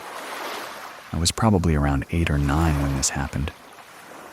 We didn't really feel things, like we would see things, but we didn't really feel anything. Except for my one sister. She was probably around 7. And she would talk about the dark man. She would tell us that he would follow her. He would watch her, and he was this tall, slim, dark figure, and he had a top hat. And I asked her, well, how long has the dark man been following you? And she said, all my life. There was this one instance where it was really late at night. My father was watching TV in the living room. My mom was asleep. Me and my younger sister, we had woken up in the middle of the night, and we realized, hey, Jen's not here. She's not in bed. Where is she? So we go downstairs, and the way that the house was set up is there's a huge living room with the TV. There's a couch in the middle, and then there's stairs that lead up to our bedrooms, because we were sleeping upstairs at the time. So when you come down the stairs, you can see the TV, and there's this tiny little hallway to the side that's kind of casted and, in the moonlight, in the dark, so to speak, because it was really, really dark, even with the TV on, because of how large the living room was. So me and my younger sister, we come downstairs, and we see her in this dark corner, bathed a little by moonlight. And we can make out that she is standing in that corner, holding a steak knife. All she's saying to herself is she's saying, kill John, kill John, kill John, kill John, kill John, kill John. That's my dad's name. So we go to her, and I'm shaking her, and I'm like, Jen, what's going on? What's going on? And she's just saying over and over, kill John, kill John, kill John. Me and my younger sister are just looking at her, and she's like in a trance, and she's just saying this over and over again, to the point where I'm like violently shaking her, and she finally snaps out of it up. She's like, oh my gosh, it told me to kill our father. She gets her finger, and she points into the dining room. No light whatsoever, and she said that over there. She described it as a black figure with super red, glowing eyes. I today believe that that was a demon. There's no other thing for it. And I was like, Jen, let's put the knife away and let's go upstairs. And let's go in bed. And she was really weak, just kind of like swaying a little bit. So we took her back upstairs, laid her in bed. And me and my younger sister at the time, we did not want to go to sleep because we did not know what was going to happen. Was she going to wake up in the middle of the night and do it all over again? After that, we just started praying and we're like, please God, don't let this happen again. Please God, shed your blood of protection upon us. Because my family is very, very religious. And the very next day we were like, hey, do you remember doing this? She had no recollection whatsoever of that happening. We're all in our late 30s now. And she's like, no, that never happened. I wasn't sleepwalking. I wasn't dreaming. Me and my little sister both have this memory of her doing this. We know that it happened, even though she doesn't believe us. We never actually told anyone. This is the first time that I am talking about this since we were little kids. Another situation that we had. This was a house that we had. Again, lived in with my grandparents and my aunt and her son. So there's 9 people living in a 3-bedroom house. Super, super tiny house with just a lot of people. Everyone had an experience in this house. I was around maybe 9. This is when I actually saw the dark man that my sister had talked about. I remember that it was really late at night. My grandma was asleep on the bed that I was on. In my sister's cause, she would always sleep with us. And I remember I was watching TV. It was super late at night. And then I just felt this strange feeling come over me, that somebody was watching me. The hair on the back of my neck stood up. I had chills. It got very, very cold. I'm facing the television. Right next to the TV is the door that leads into the hallway. I turn my head. I cannot move. I cannot speak. I remember my eyes popping out of my head because I see exactly what my sister had described. A tall, slim figure with a top hat. No face, no eyes. It's just this dark thing staring at me. I could not move. I could not speak. I wanted to scream. I'm just looking at it, and it's looking at me. And then I remember just closing my eyes and being like, please God, don't let anything bad happen. Please God, let me wake up from this, whatever is happening. Let me wake up from this. I don't want to be hurt. I was scared, terrified. And then I open my eyes, and it's gone. The feeling is gone. Everything is gone. I didn't wake up my grandma. I didn't wake up my sisters. But the next day, I told them what had happened. So while we're all talking about this, they're like sharing their experiences now. 'Cause we had lived in the house for, I would say probably maybe 3 to 6 months. My sister saw this little girl. So she was in the bathroom, and she was just kind of playing around in the bathroom. There's a big mirror, and she was looking in the mirror and just kind of doing like funny faces and stuff. She said that she heard something in the bathroom. Nobody is in there with her. It's just her. This was the same sister that we believe had been possessed. She was looking in the mirror. And then she looks to the side, and she said that she sees this little girl with these curls dressed in early 1900s clothing. It was like a pink dress, and she had these ribbons and tights and these pink shoes, and the little girl was just staring at her. It approached her a little bit, and then she looks back in the mirror at herself, and it's gone. She bolts it. She runs out of the bathroom. We were in the bathroom again, and we were like putting on makeup and whatnot. And my sister was with me at the time. We're looking in the mirror, and we're just kind of playing around. We're like 9 or 10, and then I see this man. And his face is dirty, and he's got like all these cuts and bruises, and he's wearing a black and white striped gel outfit that you would see, like from the 1900s. In the 1900s, he's got this hideous smile, and he's just smiling at me. I would say. I probably stared at him for about 10 seconds, and then it got really cold. And me and my sister looked at each other, and she was like, "You saw something, didn't you?" My younger sister and my younger cousin, who also lived in this house, talked about how they would see this clown. And this clown was again early 1900s with the face paint and the hat and a dirty clown outfit, and he would just watch them. Now, me and my other sister never experienced. We never saw the clown, but my younger sister and my cousin saw it, and neither of them knew what each other was seeing. We didn't talk about this again until we got older. Later, after we moved out of this house, we found out that there was multiple murders. Around the area, we lived next door to a chiropractor. It became a chiropractor, but it was a very old house that they had knocked down, and 2 people were murdered in that house.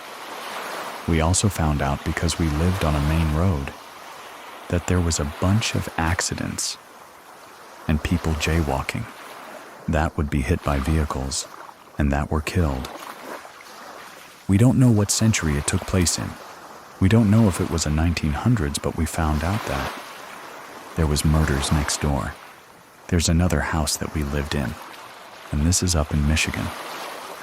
It was a 2-story upstairs, downstairs 3 bedrooms upstairs, 2 bedrooms downstairs. Very large kitchen is very large house. My grandparents lived there on my mom's side. My cousins lived there. We lived there. There had to be at least 13 people living in this house at one time. We called it the Amityville house because everyone saw something. Every person that lived in that house experienced something. It would get worse. When we had like a Christmas party there, and we had 30-some people in the house, that's when I got really strange. I always felt uncomfortable in this bathroom. It was my uncle's bathroom, and he had painted it all red. We used to call it, the Bloody Mary bathroom. Red carpet, red tile, a black sink, a black toilet, a red shower. Like everything was black and red. It was crazy. My younger sister, her and my cousin were just kind of like in one of the bedrooms with the red bathroom, 'cause it was connected to it. They were just laying on the bed, and they were watching TV, not really doing anything. My sister saw a pen fly across the bedroom, hit the wall, and they're both like, "Did you see that?" It had kind of become normal for us to see these things in this house. So we didn't really make a big stink about it. We're like, okay, that happened. My cousin, he fell asleep downstairs on the couch. I was upstairs with my sisters. We were all asleep. It was like 6 o'clock in the morning. We're all asleep. My cousin comes running upstairs screaming at me. "Why did you pull my hair? Why are you hitting me? What are you doing?" And we all wake up because he's screaming, and I'm like, "Dude, I was never downstairs. I've been up here the whole time sleeping." He's like, No. You slapped me in the face and you pulled my hair, and I saw you run upstairs." To this day, he fully believes with his whole entire being that I was the one that did that. Another thing that happened with my grandfather is he was also asleep on the couch. He said he saw these 2 little girls by the living room door, just jumping around, making noise and playing. It's the middle of the night. We're not going to be downstairs bothering my grandfather. We were upstairs asleep. So we hear him yelling, "Stop making noise. Stop playing, go to bed." And we're upstairs sleeping. But you can hear him yell because there was no door that separated the stairs from the downstairs to the upstairs. And then the next morning he's like, "Why were you guys playing downstairs in the middle of the night?" I was trying to sleep. We were like, "Grandpa, we weren't downstairs. We were asleep. We heard something. We didn't know if that was you yelling at us or not. But we weren't downstairs." And again, this is another one of those things that happened in this house where we were just like, okay, it's the spirits. It's whatever it is that's here is doing that. I was again 16th, 17, and it was cool to smoke cigarettes back then. So I had stolen a cigarette, stole the lighter, and I had nowhere to go but outside. I went through the kitchen to the back doors again. This is about 2 a.m. I was talking to my cousin on the phone late.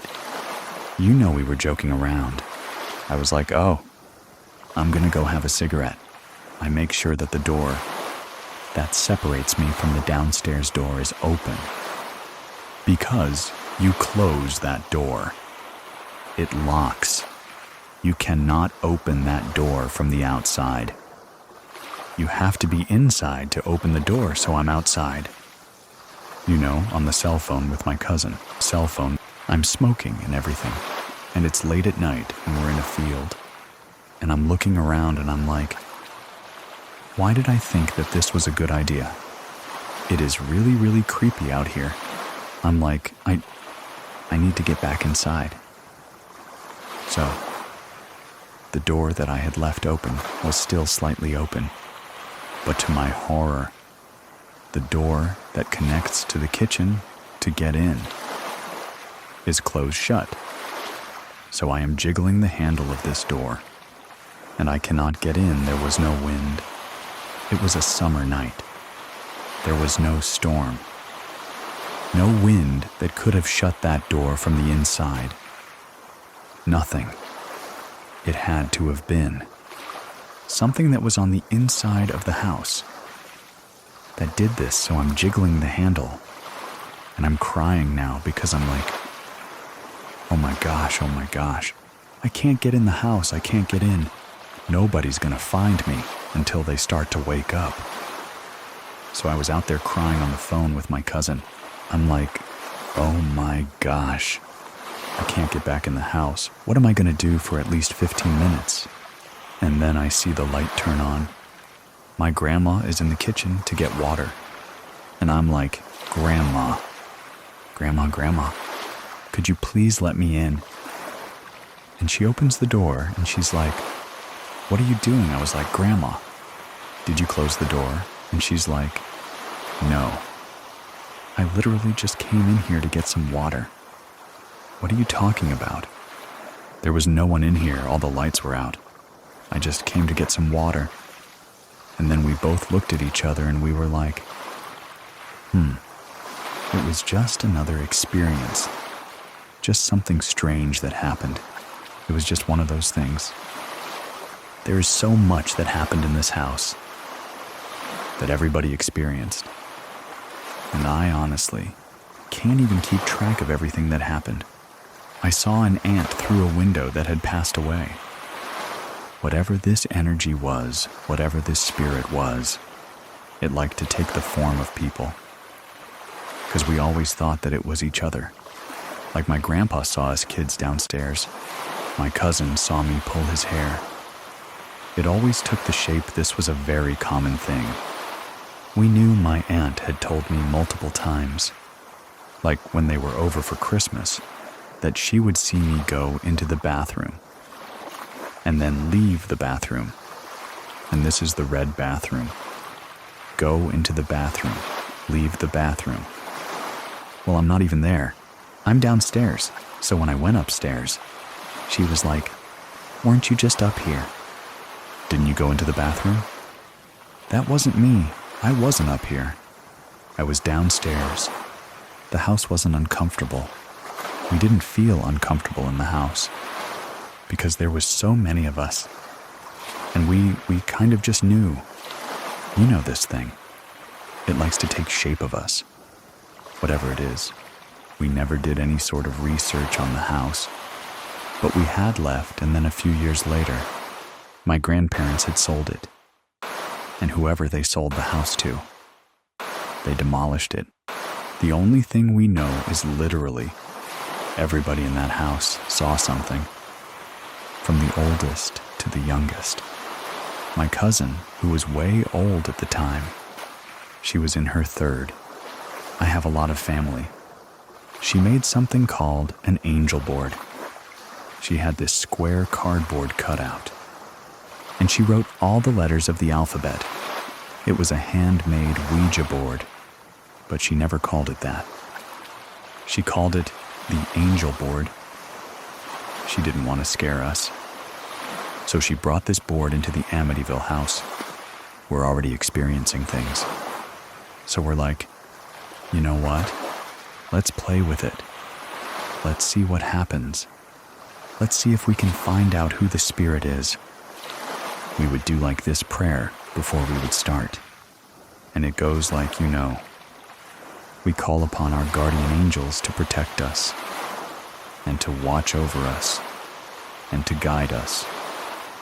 We would use this little shot glass where we would all put our fingers on, and we would wait, you know, until something happened. There was this one spirit that would come through. When he was a boy, he was about 15 or 16. He had told us that he died in a car accident. We would ask it, you know, like, where are you? Are you in heaven, you know? Where are you contacting us from? It would always just, you know, say the dark place. The dark place. We didn't know what that meant. We knew he was in a car accident. He gave us a description of himself. You know, brown hair, brown eyes, all of this fun stuff. And then we wanted to see if it knew anything about us. So we would ask, you know, tell me, you know, what color shirt I'm wearing right now. And we would all just kind of, you know, look at each other and see if it would move. It would go to pink blue. It would name the colors that we were wearing. And we were all like, did you do that? You know, did you move it? Did you move it? Everybody was like, no, I did not move that thing. Then we started to ask questions about our future. Are we going to get married? Are we going to have kids?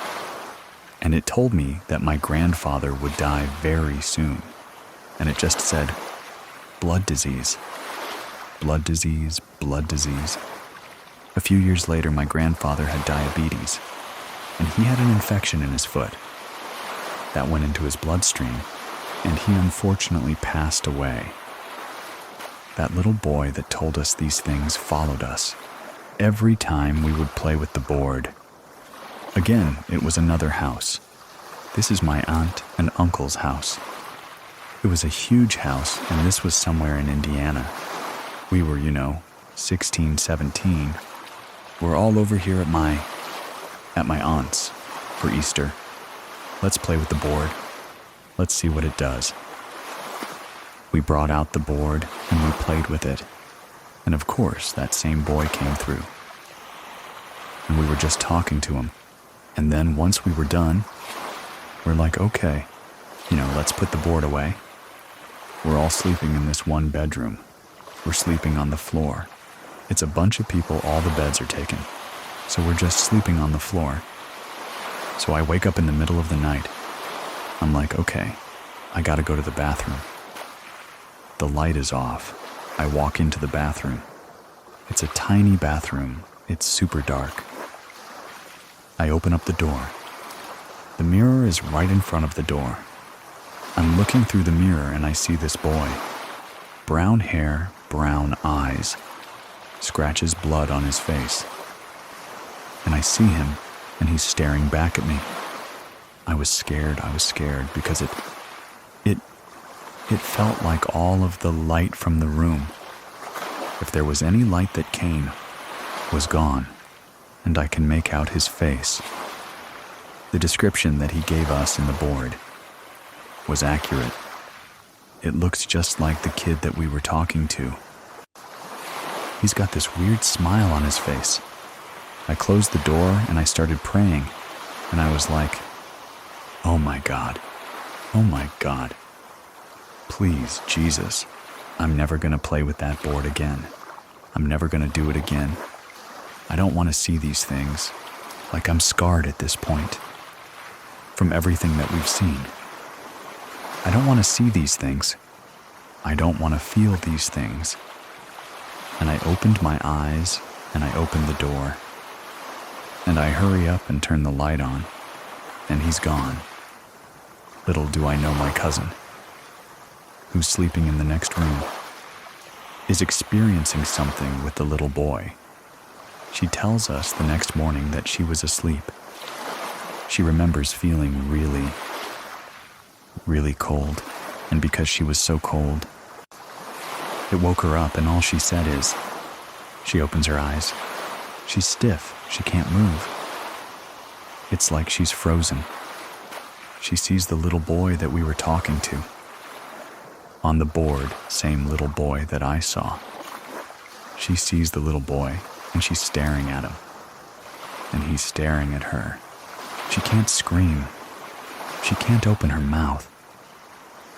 The only thing she has control of is her eyes.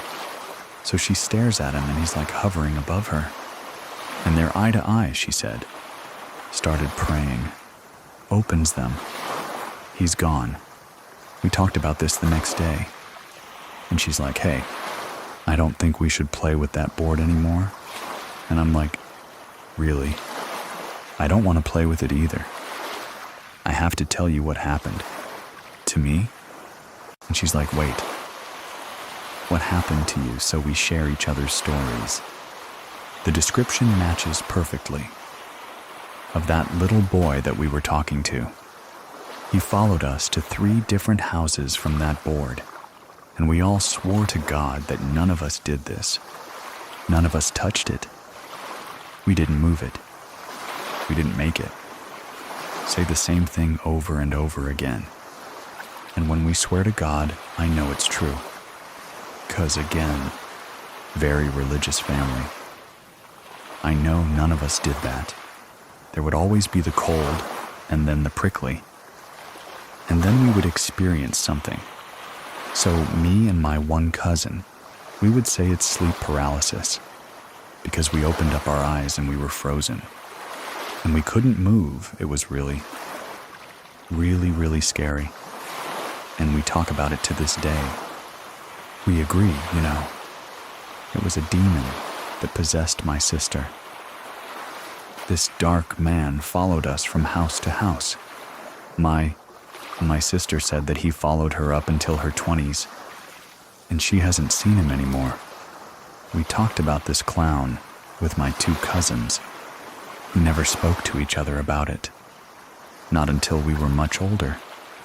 This thing was always there watching them. One of the most scariest things that happened to me was that situation with my sister, that she saw this black figure with these red eyes telling her to kill my father. Now, my father was very abusive, emotionally, mentally, physically, and we all talked about, you know how much we didn't like Kim, and you know how. Why did Mom end up with him? You know, like we were never close to my father. We were super close to my mom. And then for that spirit, that demon coming to her and telling her to do that, it was scary. It still today scares the crap out of me. I don't like talking about it. I don't like thinking about it. Because that's not normal. That's not normal for a 7-year-old to have a knife and want to kill your father. I've realized, actually, me talking to my sister, you know, getting her story about the clown. We've started to feel really strange things lately. Just talking about our stories like the house that I live in right now with my fiance and my stepkids. It's not a scary house, but my daughter has told me that she's seen some strange things lately. And I've seen this dark figure. I don't know who caused we had a name for him. Dark man, you know. I don't know if it's the dark man or not. But something happened the other night ago. That reminded me of being in that house, with my grandma on the bed, seeing that figure and being terrified. And that happened a few nights ago. The TV was on my bedroom. Door was slightly ajar and it's dark. There's no light and I'm just, laying in bed and I'm trying to fall asleep. And then my eyes go to the crack in the door. And it's probably about 8 to 10 inches open.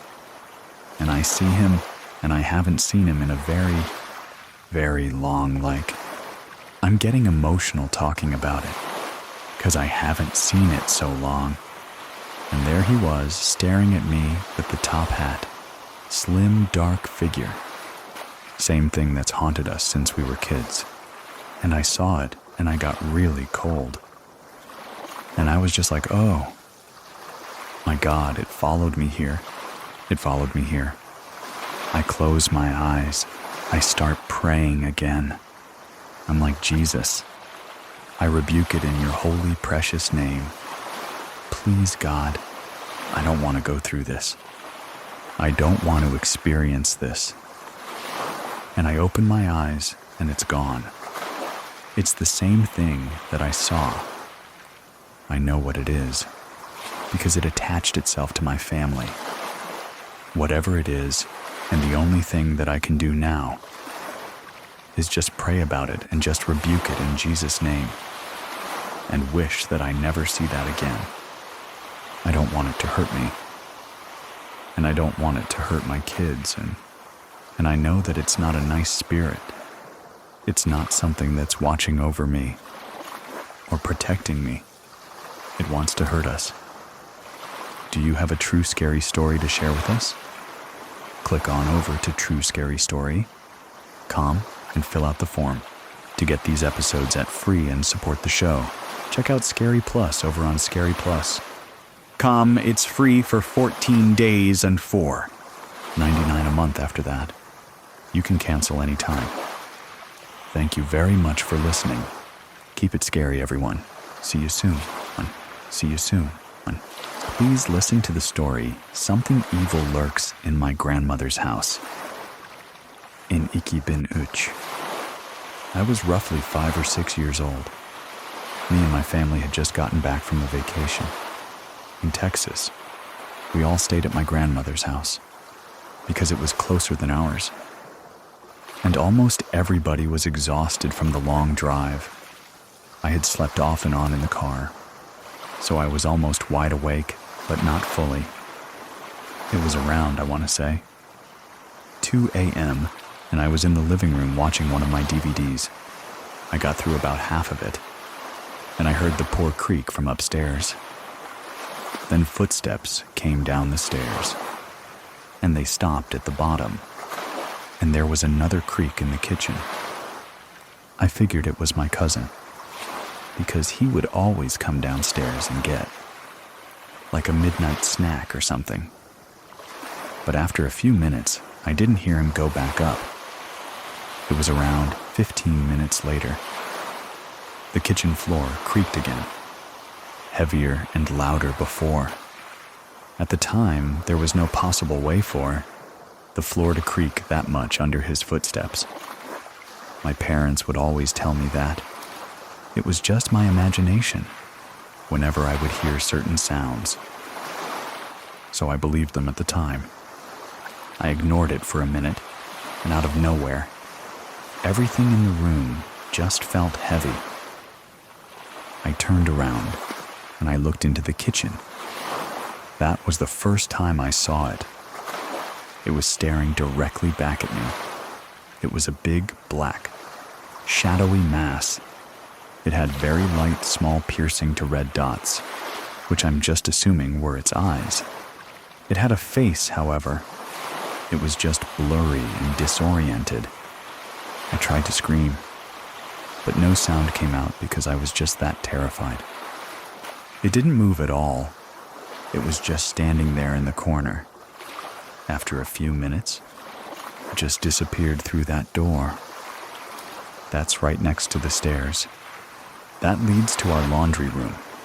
It went just straight through the closed door. I ran straight upstairs. Once that heavy feeling was gone, I stayed in my parents' room for that night. I didn't sleep. We went back to our house. A couple days later, that's when I mentioned to my mom exactly what I had saw. Her response was the same as it always was. It's just your imagination. We'll make sure your cousin stops watching scary movies around you. I didn't sleep well for about a month after that. At this point, I had grown insomnia and sleep paralysis from seeing this thing. Looking back at it, I feel like she believed me. However, at that time, I think that she just didn't want to scare me. She started to burn sage around the house almost daily. I never knew exactly why at the time, but the shadow person went away. One experience that I had, without that same shadowy mass, thing was just shadows around the house. If I went into the kitchen or something, I would see one in the corner of my eye. But whenever I would turn my head, it would just go back behind the wall it was, or go back behind whatever it was behind in the first place, almost as if it didn't want to be seen. It was the day of my 12th birthday. Everything went well, and I had the average birthday party that a 12-year-old would have. All my family, my friends, it was just a big party. Everybody had left already because it was around 11 p.m. I was in bed, almost about to fall asleep. I decided to turn on my TV. I don't know why, but I fell asleep. I woke up, I felt like I couldn't breathe correctly. And the energy in the room, once I became aware, it felt the same as it had before. At my grandmother's house, I opened my eyes.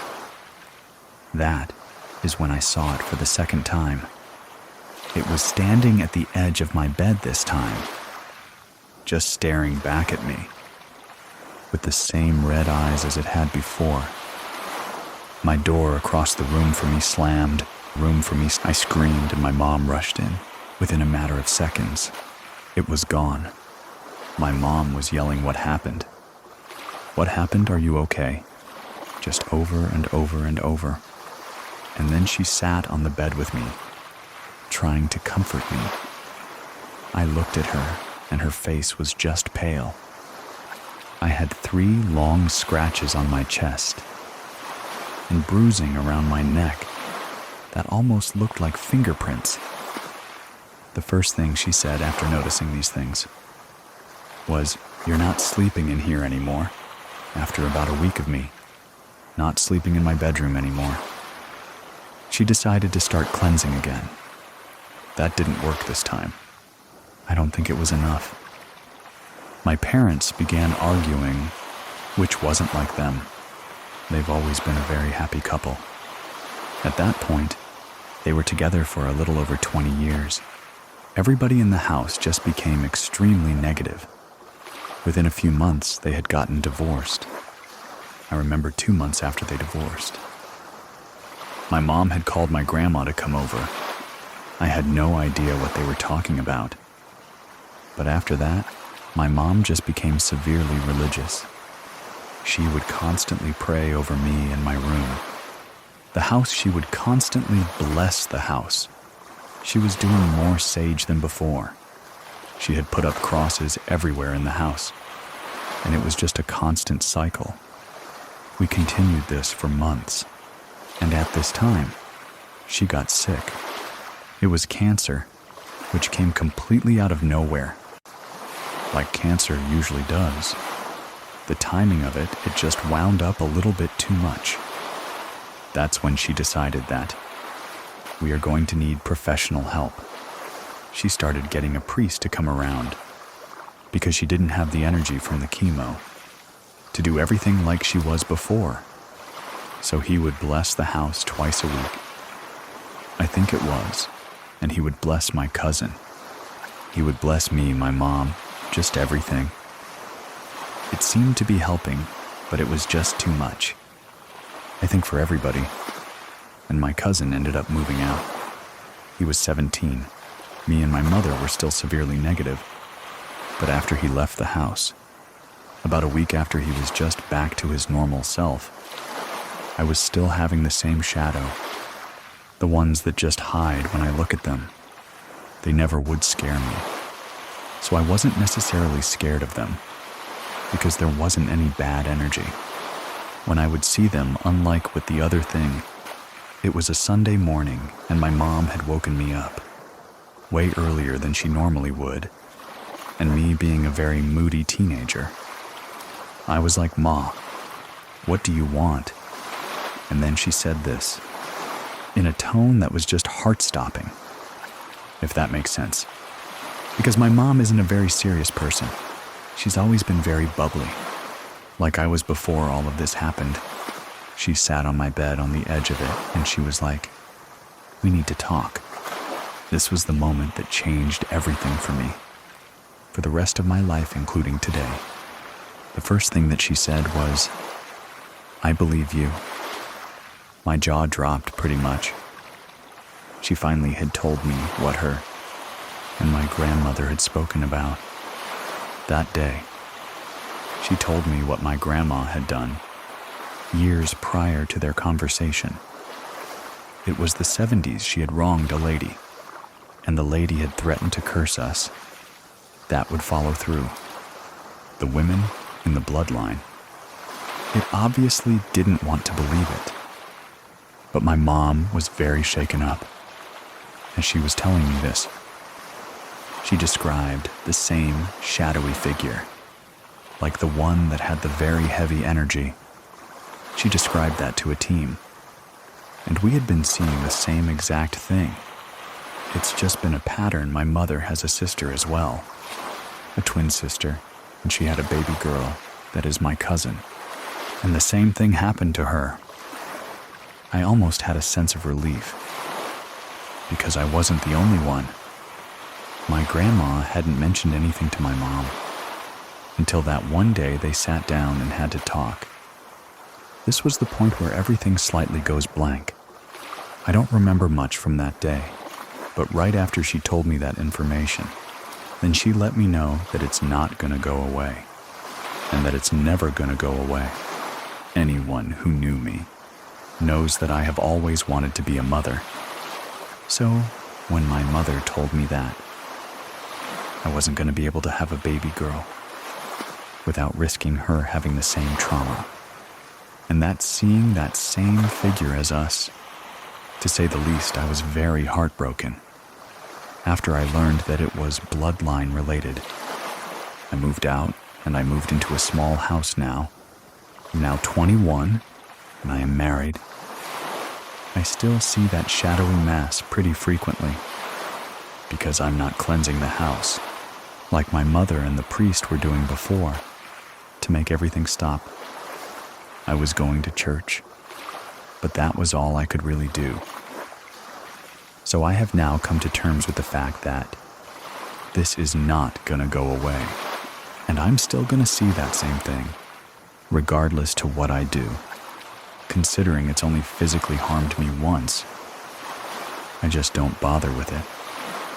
When I see it, I'm obviously terrified, but I feel as though it can't really hurt me anymore, because I'm not letting it. When the first and the last physical attack happened, I was 12, so I feel as though I couldn't really force it not to hurt me. But now that I am older, and I have matured more, it just stands in the corner now. I still have minor experiences with the shadow people who duck behind the doors, but I'm still not getting anything bad from them. I think they're just lost, honestly, and they're not quite sure how to move on. I am no longer living in Arizona. I visit pretty frequently, just because my mother is here. I'm so haunted by this on a daily basis, and I hope that my story would help somebody who's going through something similar that is borderline related, would make them feel less alone. Which is the whole reason why I'm sharing this. You can support the shows and stories by trying out Scary Plus or dropping some stars for us in the reviews if you liked it. Don't forget to tap follow so you get next week's story. If you want to share a story with the rest of us, head on over to truescarystory.com. Links to everything are in the description of this episode. Thank you very much for listening. Keep it scary, everyone. See you soon. Please listen to the story, A Journey of Faith and Fear.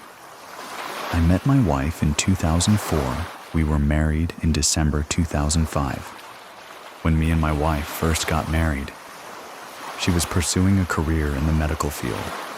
My mom also works in the healthcare industry at an assisted living facility in the town that we live in.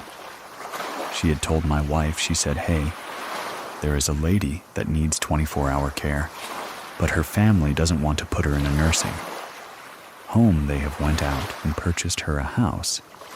They've added on a handicap accessible area, and the rest of the house would be yours. The only room that you would share would be the kitchen. You would need to cook for. Everything's paid for utilities. They're looking for people to move in and take care of her. Would you guys be interested in doing that?" We thought about it. We're like, maybe that's a good thing. We could save a little money. And we agreed. We ended up moving out of our apartment. In January of 2007, moved in with this lady. This is where things started to change for us. This lady had one family member that was just really didn't jive with me. This woman was very dark, depressing, if you will. She's never seemed to have anything good to say. Never had a smile on her face. She was never really a happy person. It was really sad, but we dealt with her. And the thing that this elderly lady that we took care of, she was legally blind. She was in a hover-round, basically. That's how she was able to get around. She'd get out of her chair and get to a mobility chair, go to the bathroom. We would just be nearby in case she needed this. She couldn't really watch TV. She would listen to it. She really liked A&E. She would watch the whole entire block of programming every night. There was a show that started. It's called Paranormal State. It was about these college students. They would go to these houses where they felt like there was supernatural activities happening there. That's really, I think, who started experimenting. Things start coming. One night, me and my wife had left Wednesday night Bible class.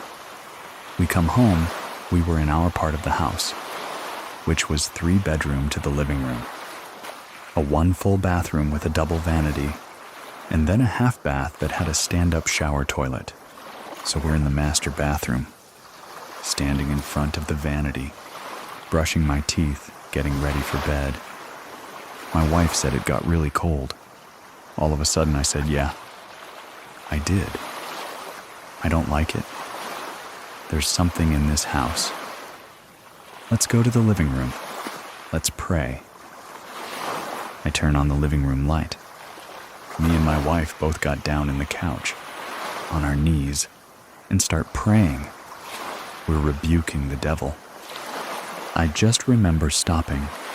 I was listening to my wife. She was crying, face buried in the pillow. All of a sudden, I heard the loudest, blood-curdling scream I've ever heard in my life. I still hear it in my mind. Then there was a peace that I can't even describe that entered that room. I told my wife, I said, "Babe, it's gone." We went to bed, both slept like babies. That next Friday, we had service. We had church. I stood up, and I testified about it. What I didn't know was that night, this thing had left our house and went across the street. We had went to church with folks across the street. This man's name is Matt. Matt had heard my testimony Friday at church. He actually came over to my house. He told me that morning. He said I woke up out of a dead sleep. I thought somebody broke into my house. I went straight through the house, checked on the kids, they were fine. And he said something began to speak to me. After that had happened, we went on just business as usual. We just lived our life. We've went several years without anything happening, until I was at a funeral. A good, close family friend of mine lost his sister in a head-on collision. She died instantly. We were at the funeral home. There were 3 people that showed up, and they were witches. They looked at me almost like telepathically. Something spoke and said, "There's 3 of us." It made the hair stand up on the back of my neck, and I just looked dead at these people. And I was just like, in Jesus' name. He never said anything to me. It was just a very wild experience. And I've never had anything like that happen since. We ended up moving it, just didn't end up working out. Taking care of that lady, we didn't have really any freedoms.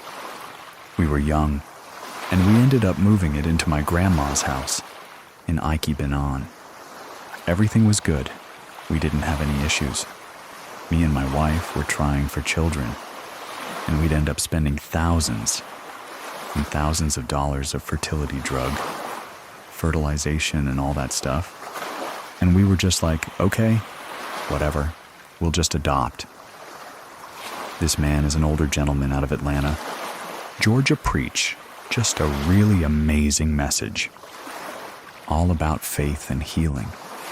He was closing and said, "If you believe that God's able to touch, then can you just come up here and let me pray for you right now?" My wife, without hesitation, went up there. Pray for her. She heard a voice give her a date. So she went to her phone, puts the date in, and it was exactly 9 months. On the very day that it's saved in her phone, she got a phone call from her friend that she worked with. She called me. She said, "If you and your husband looking to adopt, my mother's friend has custody of her granddaughter." My wife hangs up the phone, and she just instantly starts crying. She goes, "You ain't gonna believe this." And then she tells me that. She unloads that on me. I'm like, unbelievable. A week later, they called us and said, she has a half-sister that was just born. And we went from an emptiness to a fullness, like literally overnight. This is where it seemed like the activity picks back up again with us. When they came to be with us, they came out of a very horrible condition, a very horrible situation. In this family, there was a half-brother and half-sister that were in the occult practice. Witchcraft, and their dad had committed suicide. They also had 2 cousins in the same family. Father-son commit suicide. The dad committed suicide too. 3 years later, son committed suicide. This whole family line was completely played. It was just a very nasty, bad situation that these girls were brought out of. I started having these nightmares. I would be asleep and feel this dreadful, overwhelming fear come into the room. It's always the dark shadow, figure of a man that walks to my side of the bed. It reaches for my throat. It tries to choke me. I am fighting with everything I got, just to say the name of Jesus. It takes every ounce of strength. Once I get the name out, then the hands receive. And I just keep saying it and saying it. until I wake up. And I'll wake up in a full flesh fight mode. It started after we adopted our girls. And then I started traveling all over the United States, in Ikibin on Alta. I was working my first job out of town in Bradenton, Pennsylvania. I was staying at the Holiday Inn Express, right there on the river. I was sharing a room with a guy that worked night shift. But he wasn't there. I was turning in for the night. I got that overwhelming feeling of dread and terror come over me again.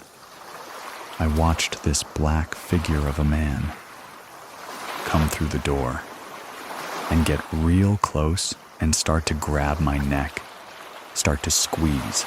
Again, the fight is on to get the name of Jesus out of my mouth. I have probably had one of these episodes from probably 2014 too.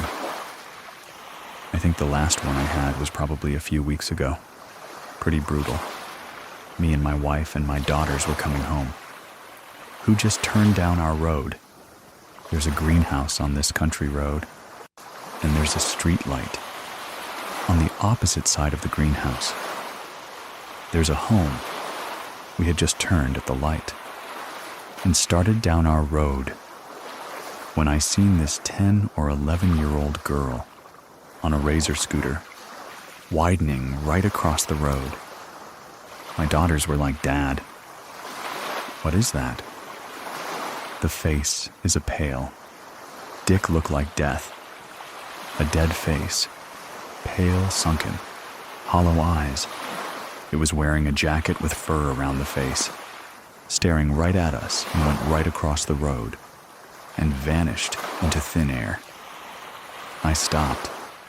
Stop right in the middle of the street. The light actually dimmed as this thing crossed the road. I backed up, turned my brights on, shined them, because I was like, where did that kid go? There was nobody around. My wife said, just go to the house. It just makes you think, where do these things go? If you don't have the power to get rid of them, they just what? Do they just take up shop at your house? Do they just mess with you? Move. Moving on around August of 2021, my wife came to me and she said, "Hey, you ain't gonna believe this." I said what she said, "I'm pregnant." We've been married, this is year 19 for us. I was excited and I couldn't believe it. I grew this house. I'm like, we gotta pass. We gotta buy a house. We ended up finding a perfect house. Right there in the middle between church and work. It's perfect. She had moved in April 2022. Ate her first meal April 4th, 2022. Down the road from us, the trailer park. And there's a lot of bad activity that happens. This trailer park, a lot of drug use. A lot of meth cops are coming and going. My middle daughter, being the social butterfly that she is, she made friends with a girl that lived in the same apartment. She said, "I want her to stay the night. I like to take her to Sunday school." I said, "I work. That's fine with me. I don't care." This little girl comes over and we feed her a good meal. We're getting ready for bed. On a matter of fact, I'm in bed. These girls come running down the hallway, down to my room, busting my door like, yeah. He saw something. He saw this giant shadow walking down the hallway towards us. I said, "This is what we're gonna do." I said, "We're gonna go living room. We're gonna pray. We're gonna get rid of this thing." This little girl's looking at me. She said, "I've seen this before. It's at my house. It changes colors." I looked at her. I said, "Honey," I said, "I want to tell you something." I said, "You didn't do anything wrong. You're gonna pray about it. I'm gonna help you." She's crying. He started praying. I felt that heaviness lift. I told him, I said, "We're good. Y'all go to sleep. We'll see you in the morning. With the rampant drug use in this adjacent neighborhood, I believe that there's residual spirits that are out. I was sitting in my living room one night, minding my own business. But out of the corner of my eye, I seen something manifest in my kitchen. It was just a brief second. I was looking right into my kitchen. It went floating by, and it was another dead face that had just this ugly face. No eyes, just this ugly, dead-looking corpse on the face. And I've seen that twice. It's probably the start of this year. I was going to bed, and I got a big guard dog. He always lays next to my bed. He just starts growling, and I hear this. Right in my doorway in my closet. Am I really hearing this? I thought about David, and when David slew Goliath in the Bible, and I was like, you know what? I'm not going to fear whatever this is, because I got something greater.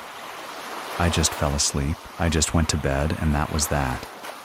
But I will tell you, there are good times that I've got up in the middle of the night, thinking my Lord and my will. One of my dogs have an accident in the house. I'll smell putrid. Like absolute putrid smells, like what in the world?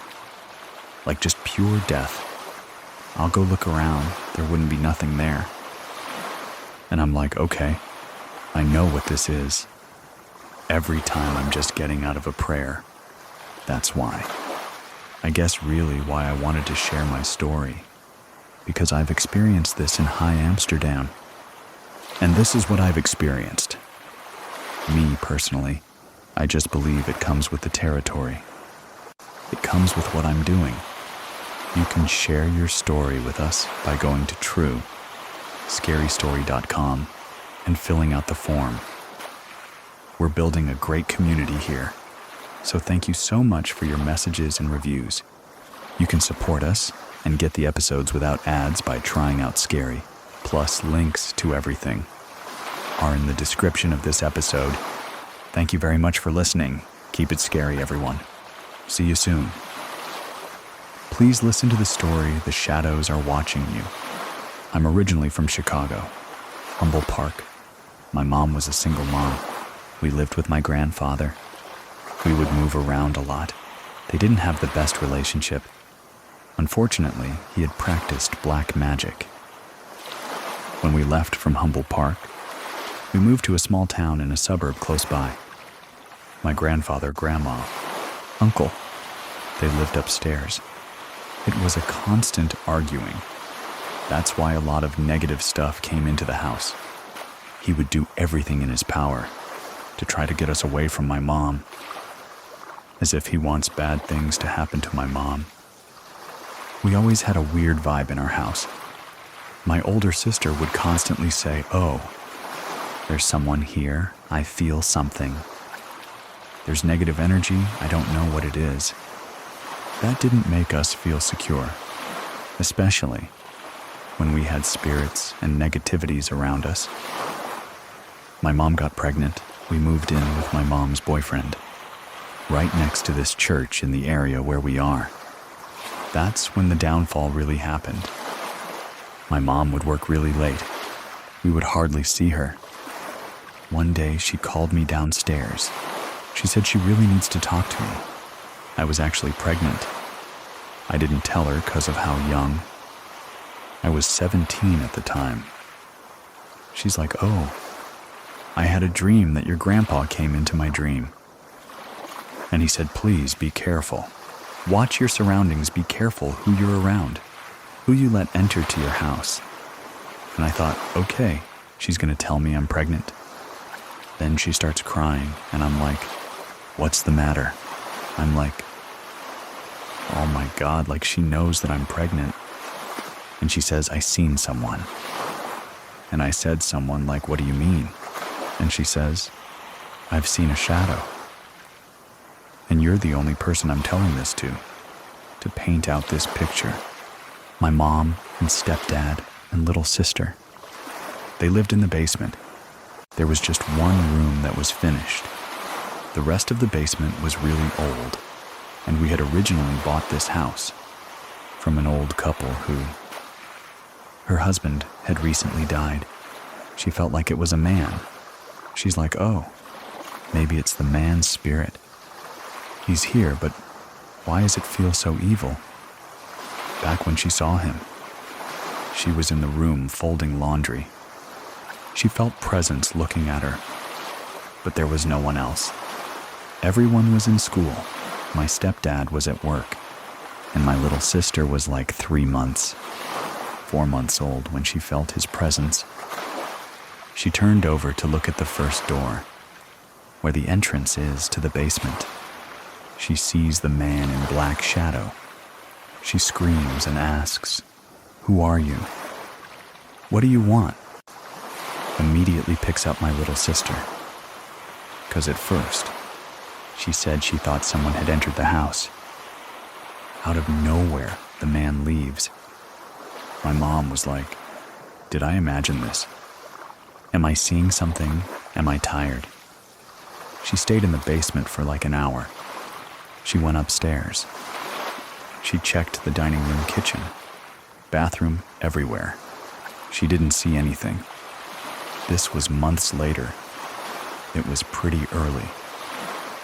7:38 in the morning, I walked downstairs, lay down, drifted back to sleep. Like I said, it was pretty early. It's really hard for me to wake up. I'm a very deep sleeper.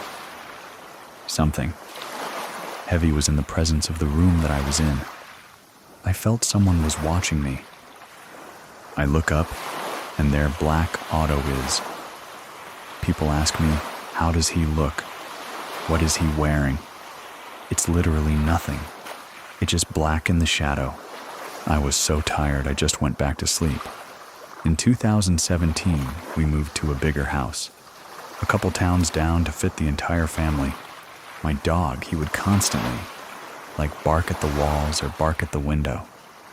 For some reason, my son, every single night, he would cry. He would wake up, cry. We would put him on our bed, and we would find him at the bottom of the bed or on the floor. I was slowly starting to think, maybe it's the presence of my mom. When my sister was a couple months, my sister was diagnosed with a tumor in her eye. None of us has any genetics of having tumors or cancers, or anything in that nature. My mom was confused. Oh, why did this happen to my child? My mom went to a tarot, or we called them like a white witch, the good kind, not the evil kind. And they had told her, there is someone who is wishing bad upon you, your daughter, and my stepdad. So my mom went and did this kind of religion. I don't know what it is, I feel like. That plays a part of why negative stuff happens to us. Because my mom would try to find the easy road. If it didn't work, go to the another religion. I feel like my mom was allowing different spirits to come into our home. The last religion she's in, they would do sacrifices to animals, chickens and goats and things like that. She would make us go with her sometimes. I would find her, sometimes putting pictures up of her boss and lighting up a candle and wanting to wish bad upon him. She initiated me to be in this practice that she was in. I told her, are you sure this is holy? This is what this is for, so I can be closer to God. And she's like, yeah, this religion, this practice gets us closer to God. You wear these beads around your neck, different color beads. When I moved out of her house, I laid those beads on the table, and I was not going to take that with me. Because I'm not part of it. So it's why are you haunting me or coming after me? You can stick with my mom. Eventually. My sister got better from the tumor in her eye, but negative energy latched onto my mom. When we went to a new apartment a couple towns over, everything was fine. We never fought. My son was great. He was the happiest baby ever. That's when I'm like, maybe it is my mom. Because whatever someone put towards her, it's latched onto her. I'ma keep my distance. We moved into this apartment nearby. That's the one that I'm in right now. A couple years ago in 2020, my husband decided to go with his best friend to Vegas. It was just gonna be me and my 2 kids. I asked my sister if she can stay, and help me. I put one to sleep in his room and one to sleep in mine. My sister tells me, "Oh, I'm gonna go do something." This was at 9:30, 10 o'clock at night. I told her, "Wake me up when you get back so I can sleep with the baby." And she's okay, fine. "I'll see you give me your keys." Blah, blah, blah. Okay. I fell asleep and woke up in my dream. I look up, that's exactly how I left it. The TV is on my son's next to me. My eyes are adjusting. I see the shadow man. It's been forever since I've seen him. In seconds. He was from the door right next to my shoulder. And he grabbed my shoulder. I start yelling and screaming. I can feel it in my body that I'm screaming. My sister wakes me up, and it's her. She was so scared, "Are you okay? Calm down." "It's me," I told her. I'm like, "Oh." There was a man by the door. He was in my dream, standing right there looking at me. And then he grabbed me and she was like, "Oh, that's why you screamed. I barely touched you." I was tapping your shoulder for a good minute. Calling your name, I asked her, "Are you sure you didn't grab me?" She's like, "No, I was just tapping you, like with my hand." I sleep with my oldest son. He has special needs and my husband sleeps literally just across the room from me to sleep with my youngest son. A couple weeks ago, we were talking. The light was on. The fan was on high. So I told him, "Can you turn down the fan? I don't know why you have the fan so high. Turn it down and turn off the light before you leave." He says, "Okay, babe." Turns on the fan, turns off the light. "I love you. I'll see you tomorrow morning, okay?" From there, I don't even remember going to sleep. I am in my dream. I see my husband walking out of the door. I don't see his face. Just the back of his head and his body leaving the door. I'm screaming, "Babe, you forgot to turn off the light." And then something immediately clicks in my head. Wait, this already happened.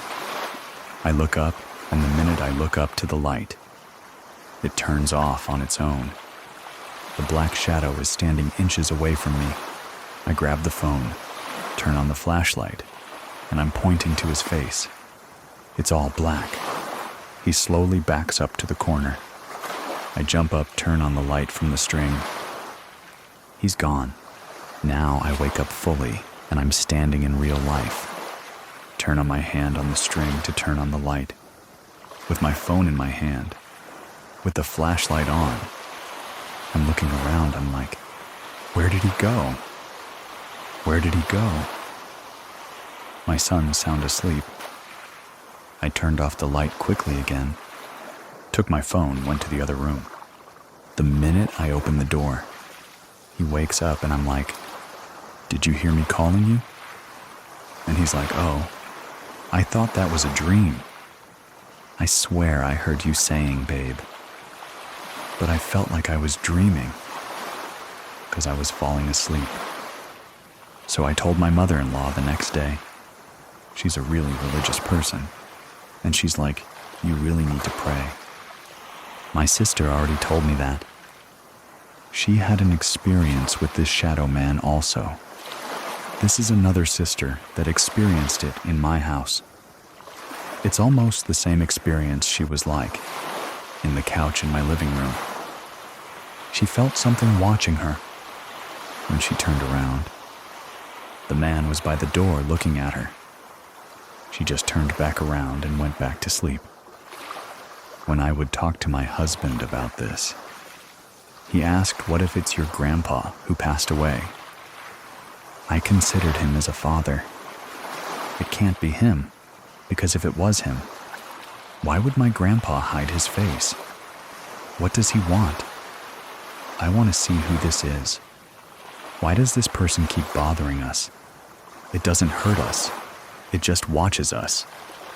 That's the disturbing part. Why are you watching us? Like what? What are you trying to gain from watching us? I hope he doesn't bother my kids. I wouldn't want my kids to go through that and be scared. They do have their moments where they're like, why? I don't want to go to the living room unless you turn on the light. My oldest son, if I get up to use the bathroom, or if I get up to get ready, he runs to my side like he cannot stay by himself. He'll run to the next room to be with my son, my other son, because he would not be by himself. I don't want them to experience anything. Tell us about your true scary story by going to truescarystory.com and filling out the form. Your story could be shared with all of us. To listen ad-free, check out Scary Plus through scaryplus.com or get in touch with me directly. If you have questions about it, I'll leave links to everything in the description of this episode. When I tried sending my story the first time, it wasn't allowing me to send it. I filled out the form, but then the whole emote turns blank. Like it's still blank to this day. So my husband on my baby doesn't want to send. He's like, oh, I was trying to tell you something. The man doesn't want you to expose him. Thank you very much for listening. Keep it scary, everyone. See you soon. See you soon. Please listen to the story, The Witch Book. A family moves into a beautiful home in San Antonio, but what they thought was a fresh start quickly turned into a nightmare. Don't listen alone. My name is Edwin, and here is Veronica's true scary story. This dates back to August of 2018. My parents had decided to move from Round Rock, which is north of Austin. This happened to be a perfect timing for my younger sister and I, because I was transferring out of community college to a university in San Antonio while she was graduating high school and gonna go to a college in San Antonio as well. It was a beautiful house. It was a 2-story house, all brick in a gated community, which was like super fancy to us. About 6 months into living there, things really started to pick up. Instantly when you walk in, it had like an eerie feeling to it. The first instance is I was in my restroom. You can see the hallway, and it was a pretty long hallway connecting all 3 rooms. I saw my sister walk out, and I said something along the lines like, "Hey, what are you doing?" Earlier, my parents said they're gonna go grocery shopping, and I thought she was going with them, but she didn't reply back to me. I started saying "What are you doing?" but I couldn't see her. So then I started looking all around the house, and when I went outside to go check if the car was gone, and I saw I was home alone, which just really freaked me out. So I kind of brushed off a little bit, thinking, okay, maybe I'm just seeing things tricking my mind. A few months passed by again. So now, March of 2019, it just became super bad actually. My mom got really sick, which prevented her from working. So she had to stay home full time. My room happened to be right above my parents' room, and so my mom was in her room a lot. And she would tell me sometimes or text me at least and be like, "Hey, are you home?" I'd be like, "No, I'm in class or doing something." She would tell me she would hear footsteps in my room, sound like someone was walking around, and she didn't think too much about it. She just thought, maybe, yeah, Like I'm just so bored I'm starting to hear things. And because of that, my dad got my mom a small puppy. He was a month old at that age. He was already starting to bark. At the bottom of the stairs, he was terrified to go up the stairs, actually. He will only go upstairs if one of us were with him. Already that was giving me a sign like, is something really here in this house? The attic was right above our room. Oddly enough, it was like in this hallway. There was an entrance to the attic, and shortly after that, my sister starts to smell something super bad. My dad goes, checks it out. He comes back down, and it's a dead rat. But also, he finds this box. And in that box was like a weird book of some sort, which had like carvings into it. You could tell there were blood marks on it. You could tell there were. Maybe a piece of bone in there. As well, my mom's kind of superstitious and shows. She was already like, do not open that. Do not touch it, just go ahead and burn it. But my dad doesn't believe in any of this. So he said, no, I'm gonna open it. He opens the book. And everything was in Latin, writing, and like images and just stuff you see kind of in a witch book. And so it freaked me out. And my sister and my dad was like, okay, Mom is right, let's burn it. So we go in the backyard, and my dad just starts a fire and throws that whole box in there. It almost looked like the flames were starting to turn blue, like it wasn't from this world almost. After he did that, it kind of made the spirits mad a bit. More time passes. One night I was in my room, and I could hear what I thought was my sister calling my name. And I said, hey, like, what's up? And she didn't say anything back. I go downstairs because I was like, okay. I heard her literally say my name. And not just my name, I have a family nickname. And it's only she calls me that. And so I go downstairs, I'm probably getting a snack. And she comes to the front door, and I say, hey, like, Warrant, didn't you just call my name? She goes, no. I was outside the whole time, and that just freaked me out even more. That's when I really told her what was going on. Because not only did I hear my name, but I saw her months before. So I tell her what was happening, and she just kind of looks at me blankly, and I'm thinking to myself, okay, I'm really going crazy. Well, my parents overhear us in the kitchen, talking about this, and that's when my dad says, oh, we've been hearing things too. They start to tell me that downstairs. When they go to bed, they always close the door, but they kind of stay up a little bit and watch TV. Say they've been hearing like footsteps in the kitchen, and they assumed it was us. Well, one night they got scared because that door closed and they hear big footsteps, like outside their door, and it's like a small mini hall that you kind of have to turn into to get to their room. They thought it was one of us, and so they start calling out our names. We didn't say anything back, but they could hear it breathing. Well, he got up, opened the door, nothing. And they scared both my mom and my dad while all this was going on. We were all just kind of keeping this inside with each other, because I think none of us wanted to believe something was going on. So to hear that my mom and my dad and my sister, that we all have been hearing or seeing something, it was just spooky. My parents ended up reaching out to the previous owners of the house, because technically, my parents were renting out the house, and the owners, for whatever reason, didn't want to live there anymore. Well, my parents just reached down. They're like, hey, like this stuff has been going on. Has stuff like this been happening to you all? When y'all lived here, and they said, oh no, nothing like that happened. But I think you should know this. the man had his mother living with them.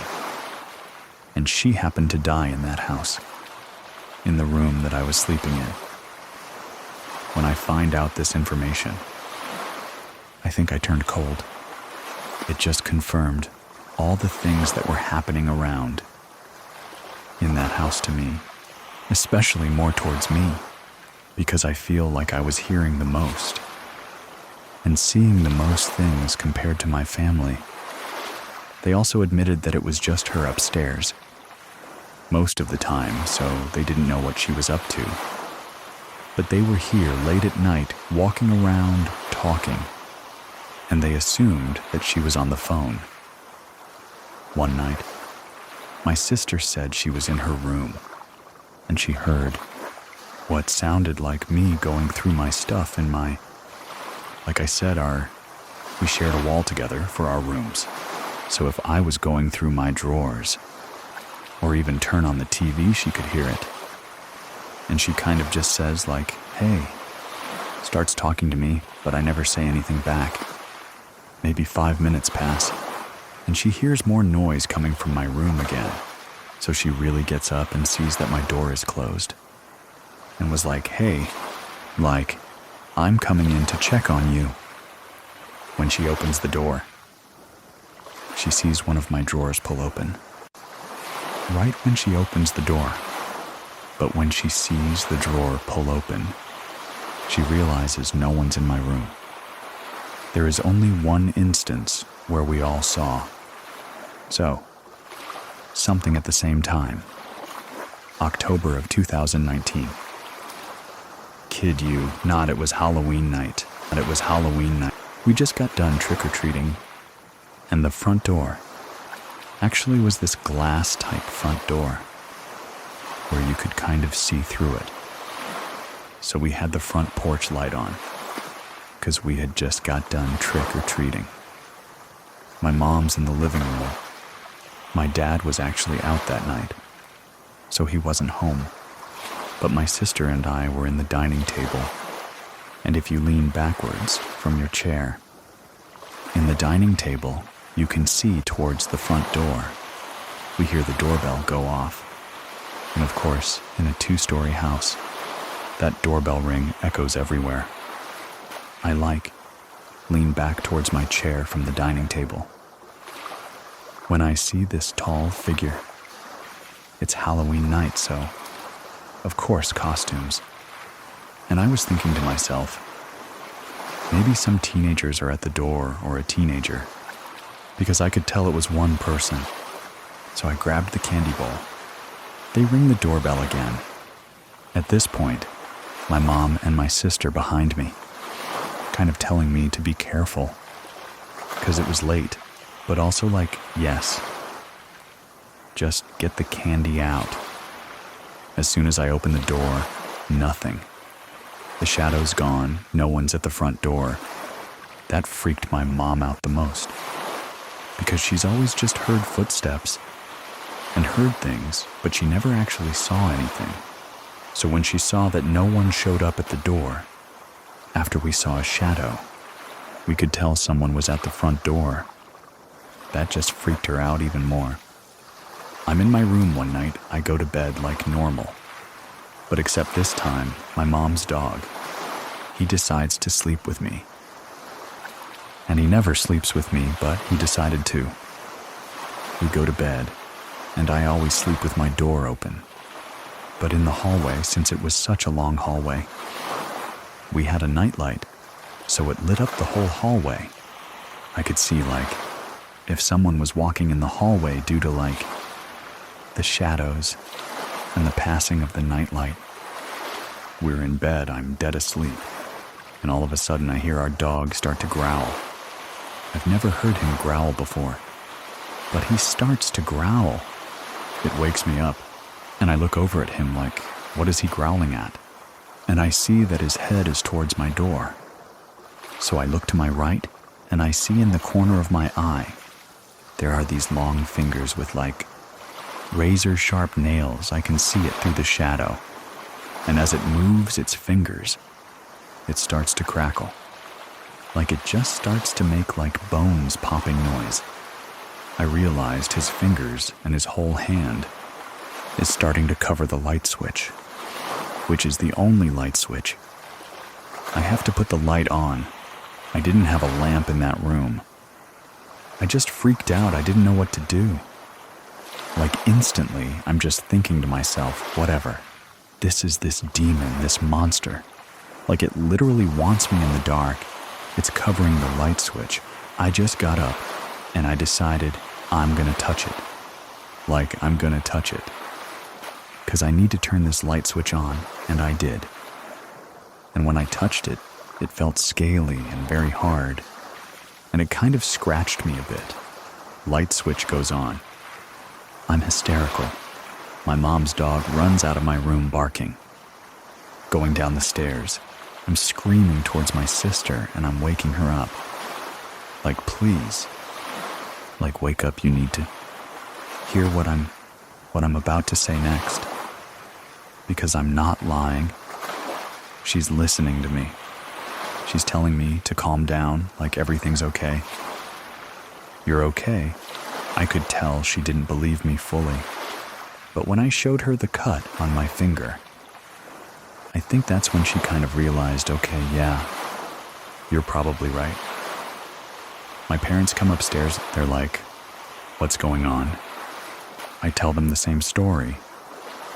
And I think they really believed me because I was just so hysterical that I was not gonna sleep in that room for the rest of the night.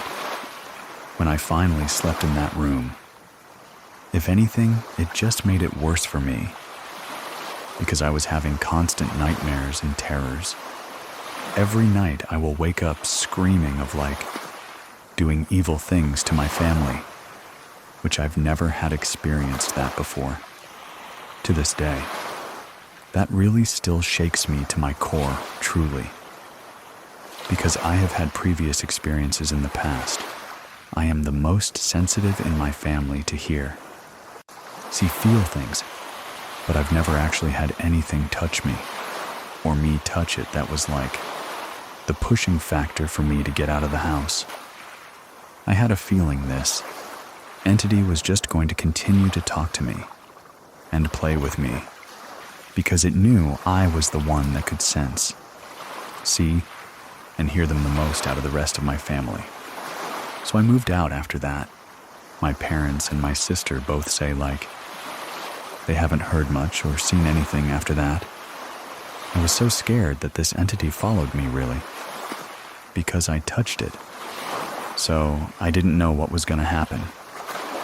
Thankfully, I have not seen or heard anything since. But I definitely do get nightmares about it still.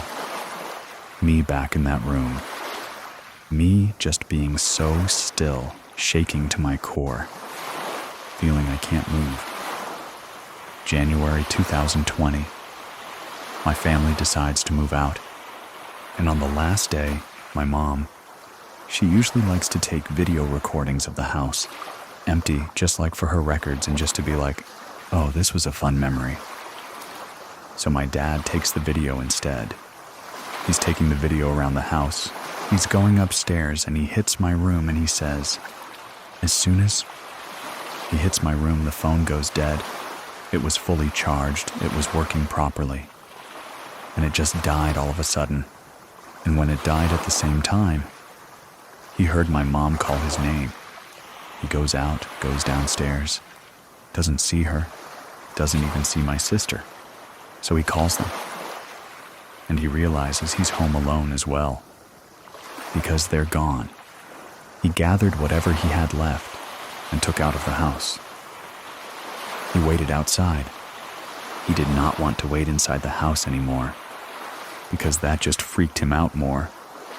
That was the last of it. We don't know what happened, who moved in after us.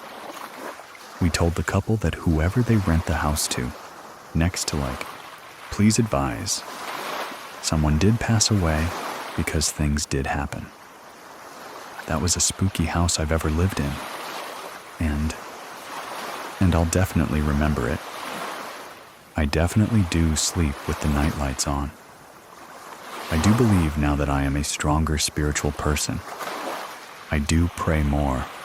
I got more into church after that, which helps me in my belief system.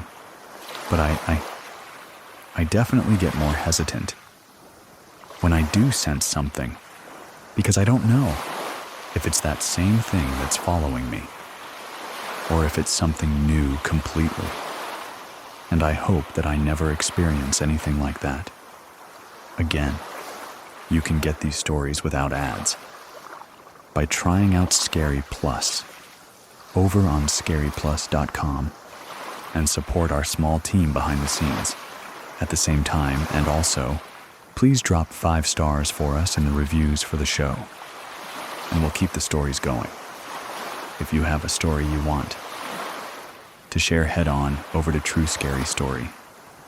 Links to everything are in the description of this episode. Thank you very much for listening. Keep it scary, everyone. See you soon. Gary, everyone. See you soon.